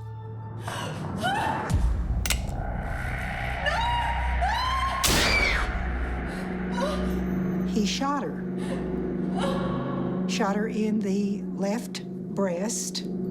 It didn't kill her because she had had, at the instructions of her husband, silicone breast implants. And so instead of going through her heart, it ricocheted up and off. Stan had gone upstairs, and he was starting to come down the stairs, and she hollered, "Go back, he's got a gun." Of course, Stan didn't go back. He was, you know, coming down to try to help.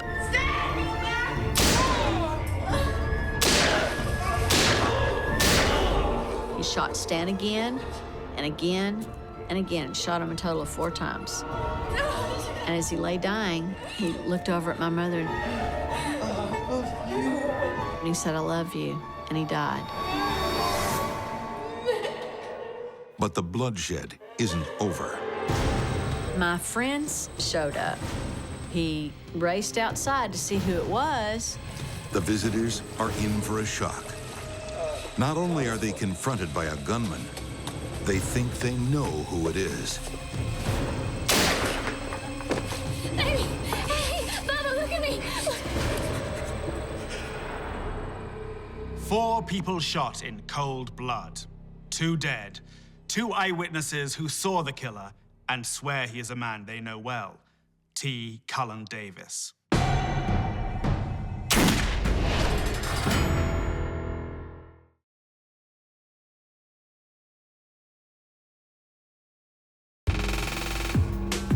At a Fort Worth mansion, a gunman in a wig has killed 2 Please stop.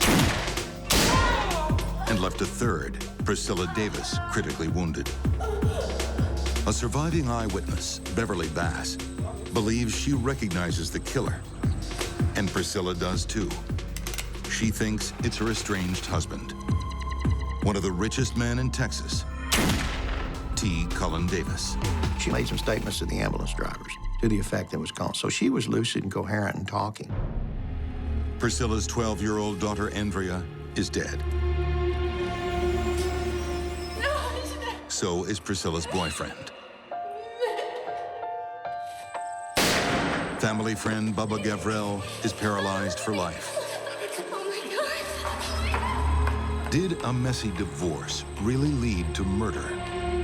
You have 2 eyewitnesses saying he did it. That was sufficient to make an arrest, which they did do.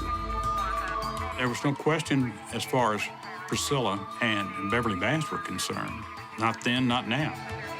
The man in black that night in the woman's black wig was Cullen Davis.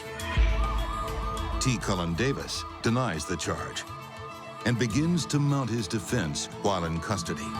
So he contacted me, and I set him a fee, and he paid it. And we got started. Defense attorney Richard Racehorse Haynes has a reputation for pulling off the impossible. Well, he paid me $13 million, and he had plenty left over. Both sides show up in court heavily armed. Thank you, sir. The defense with their multi-million-dollar legal team. The prosecution with 2 eyewitnesses and a motive. Davis wanted his estranged wife and daughters out of his mansion. In the public mind, this is a hopeless case. They joke that the best Cullen Davis can hope for is to get the charges reduced from 40,000 volts to 20,000. Mrs. Davis, is it not true to say that you threw wild parties to the defense said Priscilla lied, and they brought her lifestyle before the jury, all her sexual escapades and her drug friends and her own use of drugs, and they made her out to be a terrible person. Well, would you say that it's true to say that you shared your bed with a... She got it proved up that she was taking dope. And we proved up that she had a doper coming over to the house. But it is true to say. Well, let me put it this way.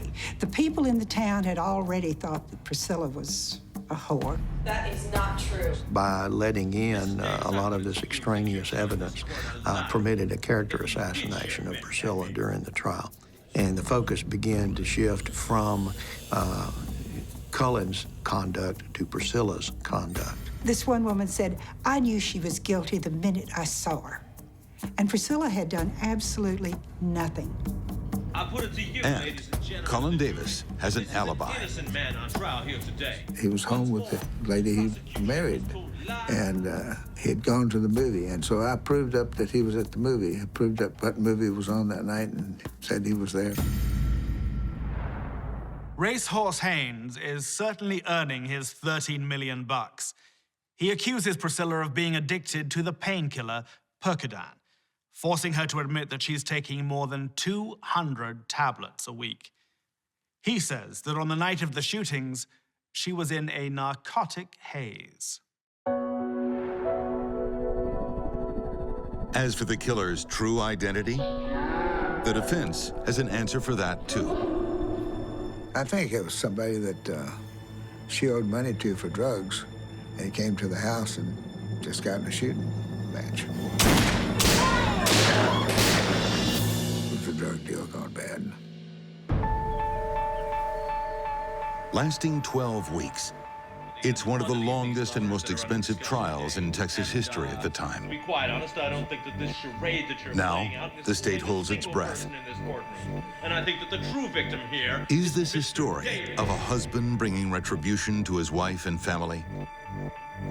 or a party girl in the wrong crowd. Mr. Davis, please rise. Has the jury reached a verdict? Yes, we have, Your Honor. We find the defendants, Thomas Cullen Davis, not guilty. I think almost everybody was stunned. I didn't think he was guilty. I still don't think he was guilty, and the jury didn't think he was guilty. Hopefully, justice works whether you got money or not. Just luckily, he had cash enough to hire some good lawyers.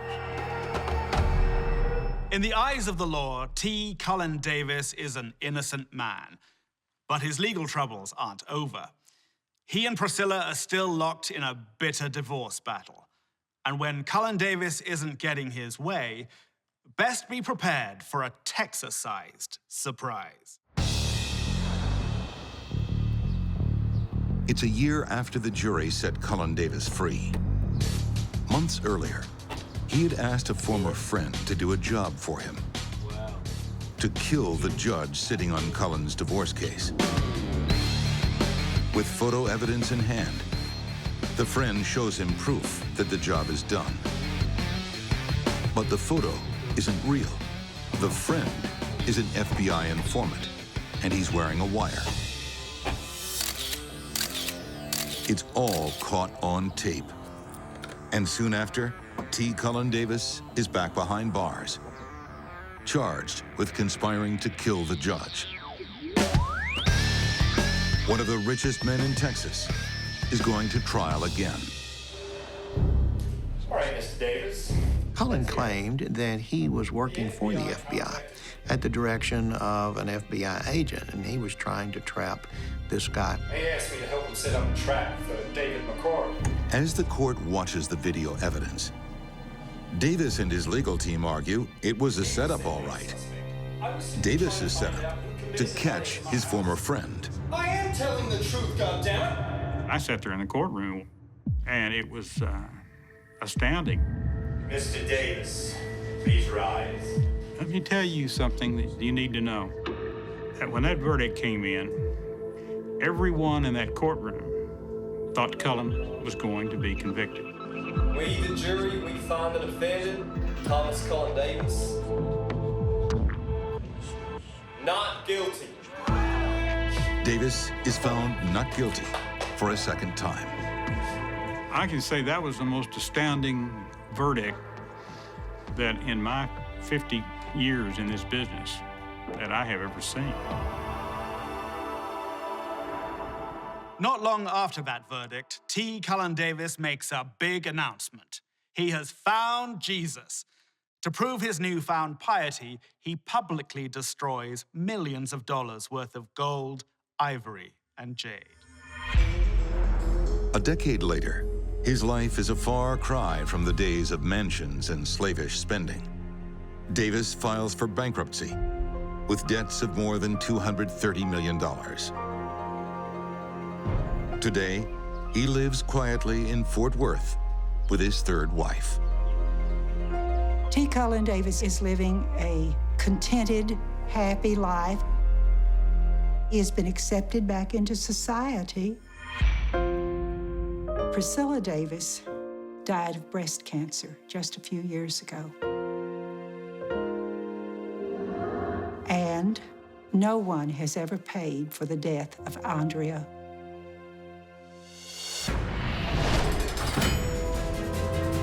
Up next, behind mansion walls. He was a manipulative, arrogant, and evil person. What happens when you say no? And I just thought, oh my God. To the most powerful man in town. When Jerry turned around and looked, you could see a leg sinking into the ocean.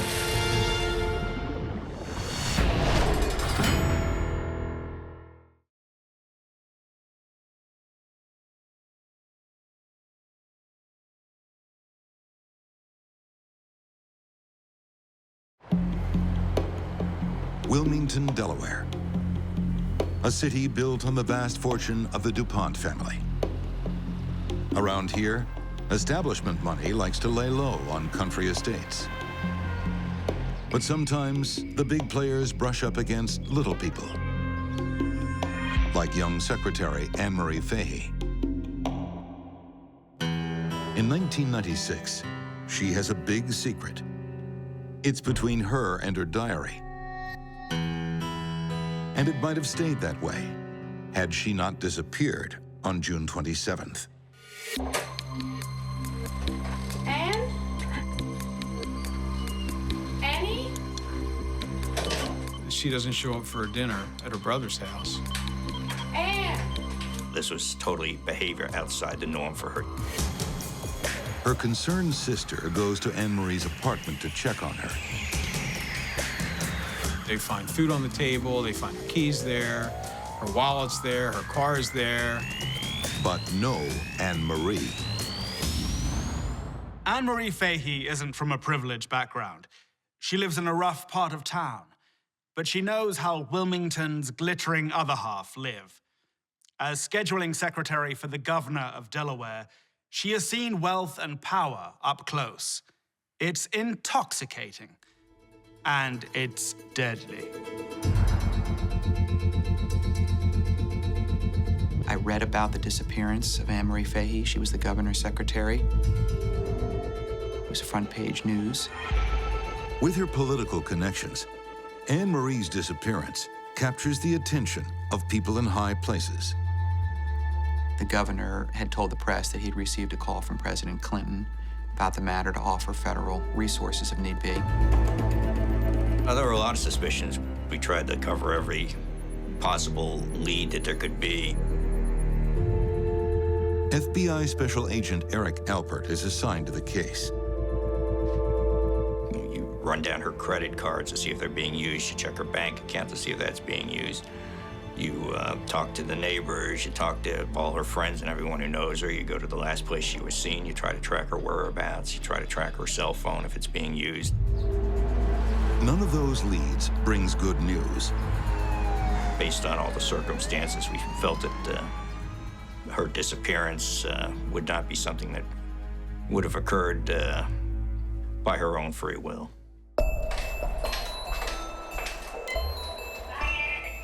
In Anne-Marie Fahey's eerily abandoned apartment, her sister searches for clues. They start, sifting through everything, looking for, any clues to her sudden disappearance. And while they were doing that, they found her diary.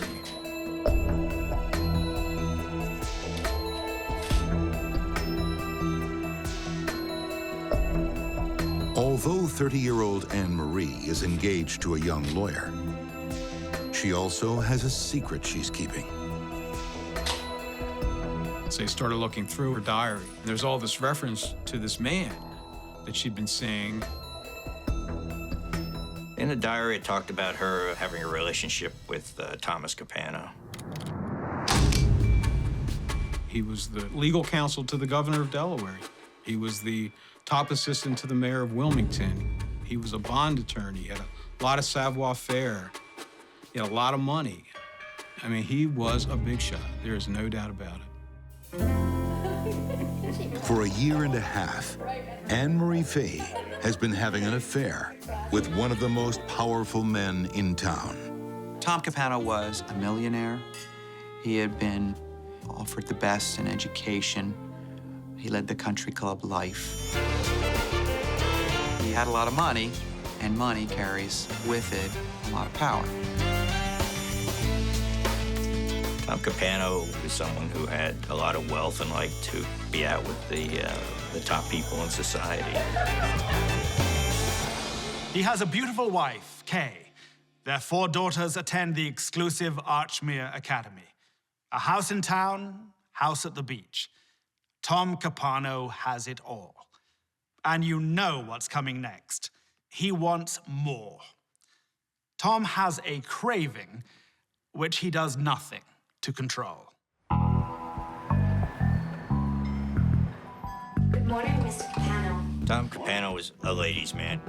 He had numerous girlfriends. Your coffee? Thanks, Laura. How many? We know of at least 3 or 4. There are probably others. I like your Wow. Thank you. Someone with excellent taste gave it to me. Tom Capano had an amazing capacity to lead 2 lives. Anne Marie Fahey is just one of a string of girlfriends. He was known by his friends as a serial adulterer. I mean, they did know that.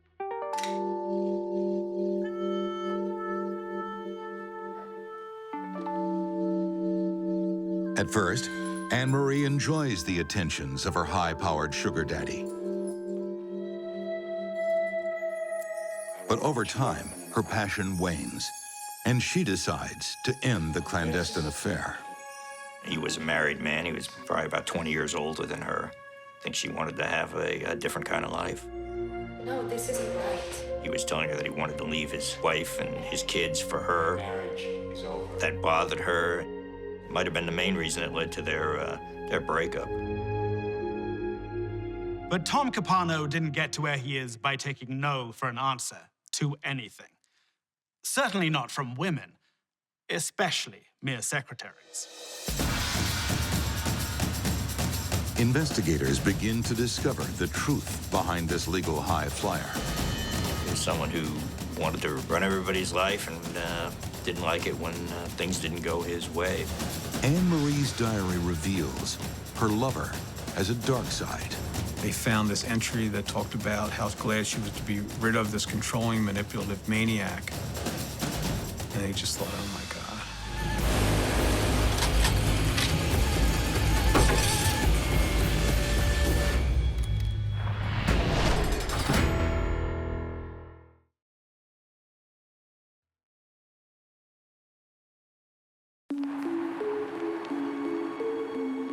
Can I get you anything else? No. June 27th, 1996. Just come over so I can give you the gift. High-flying lawyer Thomas Capano is angry and frustrated. Tom, I don't want another gift. Over an expensive meal, he tries to win back his lover, 30-year-old Anne Marie Fahey. You can at least do this. But she's already moved on. I can tell you that normally, Ristorante Panorama is a favorite among Philadelphia's smart set. But this dinner puts Thomas Capano in a bit of a pickle. This tense, very public display is the last time anyone sees Anne Marie Fahey ever again. You can at least do this. It was clear from the description given by the waitress in the restaurant in Philadelphia that things were not going well between Anne Marie Fahey and Tom Capano. A witness says the upset couple left Ristorante Panorama together. Following that lead, investigators search a rental property where Capano is staying. His housekeeper notices something strange. The housekeeper said there was something different. The carpet had changed and the couch was gone. There was no reason for him to get rid of a rug and a couch that were in fine condition in a rental house. And we both said he rolled her up in a carpet. But it's only a hunch. And if investigators want to prosecute one of Delaware's top lawmen, they need hard evidence.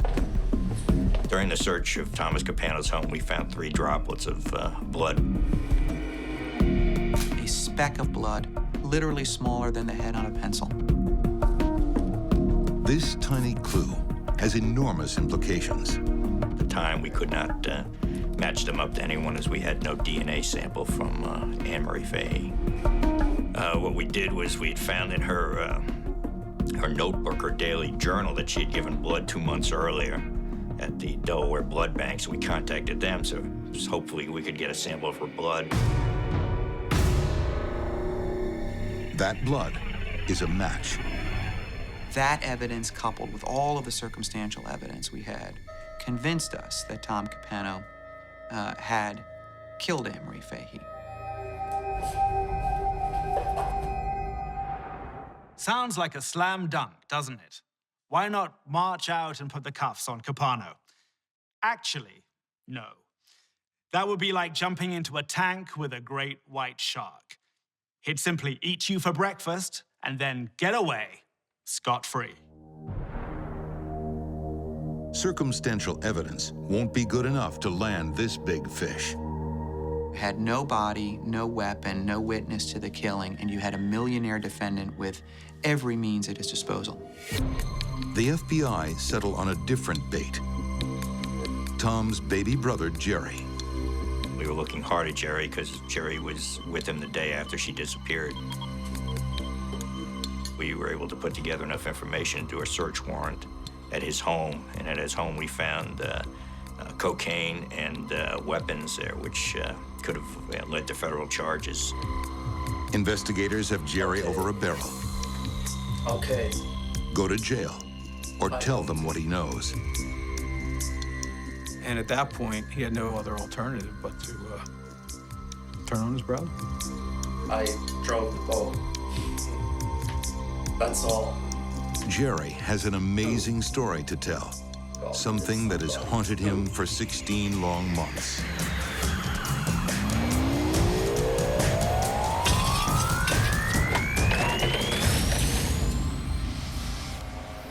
"5:30 a.m., June 28, 1996. Tom Capano asks his brother to help him get rid of a problem. In the garage, there was a large fish cooler. Jerry isn't exactly sure what's inside, but he agrees to help.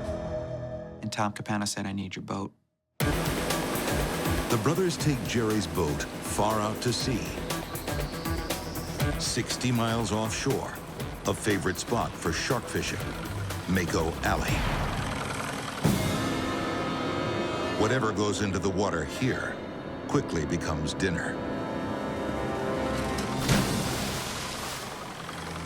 They dump this ice chest, and it's bobbing in the water, and it won't sink, and Tom becomes frantic. And Jerry, now Jerry's a hunter, and he tells Jerry, shoot it, shoot it. So Jerry goes and gets a shotgun and fires 2 or 3 slugs through it. It wouldn't sink. So Jerry maneuvered the boat over to where the cooler was at the time. And Tom Capano opens the lid on a dead girl's coffin. Jerry said that he went to the front of the boat because he didn't want to see. He had an idea what was in there, but he didn't want to be involved in that aspect of it. And Tom Capano proceeded to take the body out, to wrap it in a chain and the anchor from the boat. When Jerry turned around and looked, you could see a leg sinking into the ocean with chains around it. Disappearing into the depths of the Atlantic is the body of Anne Marie Fahey. It's all part of Thomas Capano's grand plan. He knows the law, so he can beat the law.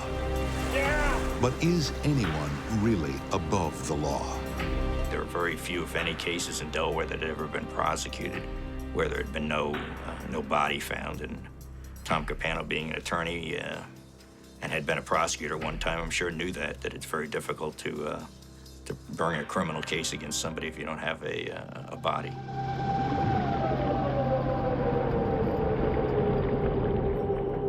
What Tom Capano didn't count on was a knife in the back from his own baby brother. 16 months after his bloody fishing expedition to Mako Alley, the FBI agents swoop in. One of the biggest lawyers in the city is in shackles.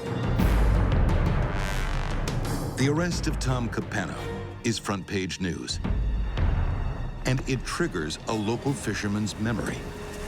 He said that he had found a cooler floating in the ocean. He puts in a call to the FBI. And I spoke with him, and I asked him, was there anything different about this cooler? And he said, well, it didn't have a lid on it.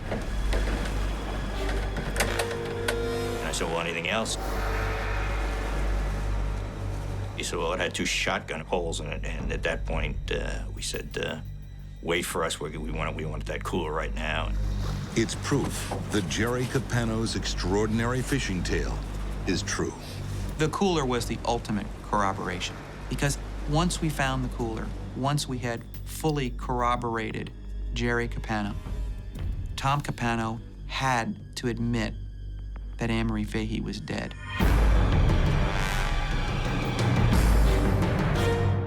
Now that is sounding like an open and shut case.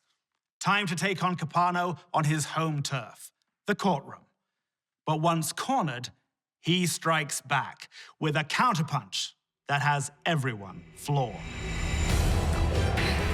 It's another woman. Debbie.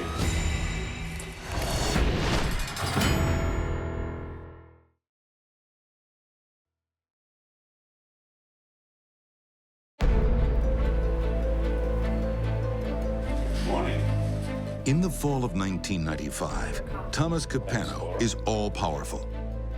Top lawyer, political player. A charismatic man who walks into a room and gets what he wants. Now, he's about to go on trial for the murder of his ex-lover, Anne-Marie Fahey. The line of media and gawkers spills down the marble staircase of the Daniel L. Herman courthouse. This is more than a murder trial. It's money and power versus justice. And the wily lawyer Tom Capano knows every trick in the book. The overwhelming sense in the community was, are they going to get this guy? Are they, is his money and his power and his influence in politics, is all that going to keep him out of jail? Is he going to skirt this? The case against him is strong. The victim's blood on the walls of his rented house. I think we got blood over here. A perfectly good rug inexplicably replaced. Okay. A brother who swears he helped dump a body. And a fisherman with corroborating evidence. So what does the audacious lawman have to say? He blames an old girlfriend.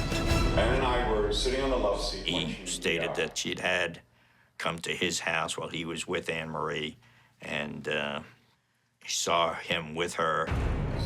He boldly claims that far from being Anne-Marie Fahey's killer, Who is Debbie? No, it's okay. he is her protector. She became hysterical when she saw another woman. He stated that she had a gun in her purse, took the gun out, and said she was going to kill herself. A hero who tried to save her life. I'll kill myself. Don't do it. Tom Capano testified that then he jumped across the room and tried to grab her arm. Come on.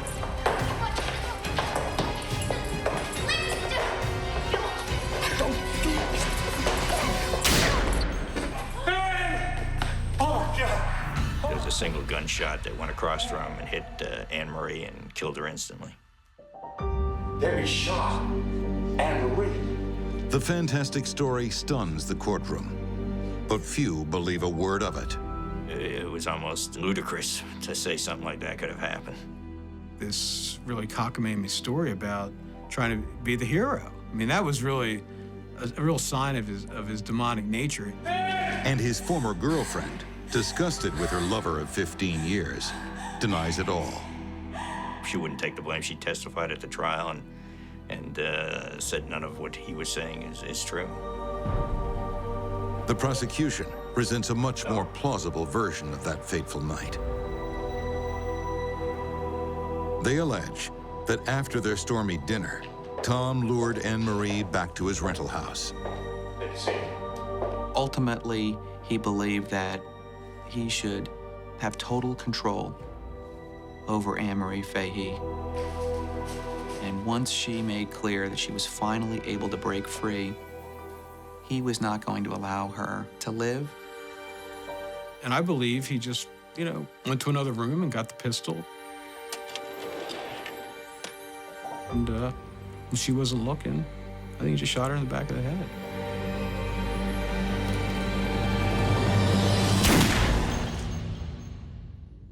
He decided that, if he couldn't have her, no one could. I think it's that simple. I really do.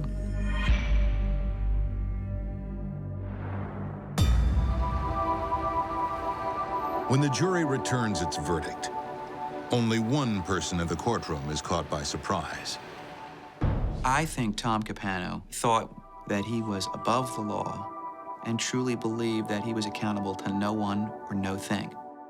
Up until the conviction, until the jury came back and said, you're guilty, I think he believed he was somehow going to get away with this. Thomas Capano is guilty of first-degree murder. And the crowd cheered, there were tears, people were hugging each other, they were jumping up and down. It was almost like the court system had won the World Series. 7 weeks later, the shock deepens. Thomas Capano is sentenced to death. But on appeal, his sentence is commuted to life without parole. Today, Thomas Capano sits in protective custody in the James T. Vaughan Correctional Center, Delaware. He languishes by himself in a single cell, locked up 23 hours a day with 1 hour for exercise. The high life of dinners at Ristorante Panorama and golf at the country club, a slowly fading memory.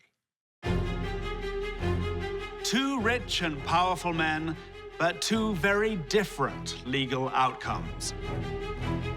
T. Cullen Davis spent millions on his defense, and the jury declared him not guilty twice.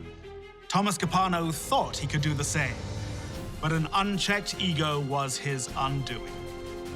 When money and power come up against the wheels of justice, it's not always safe to bet on the outcome.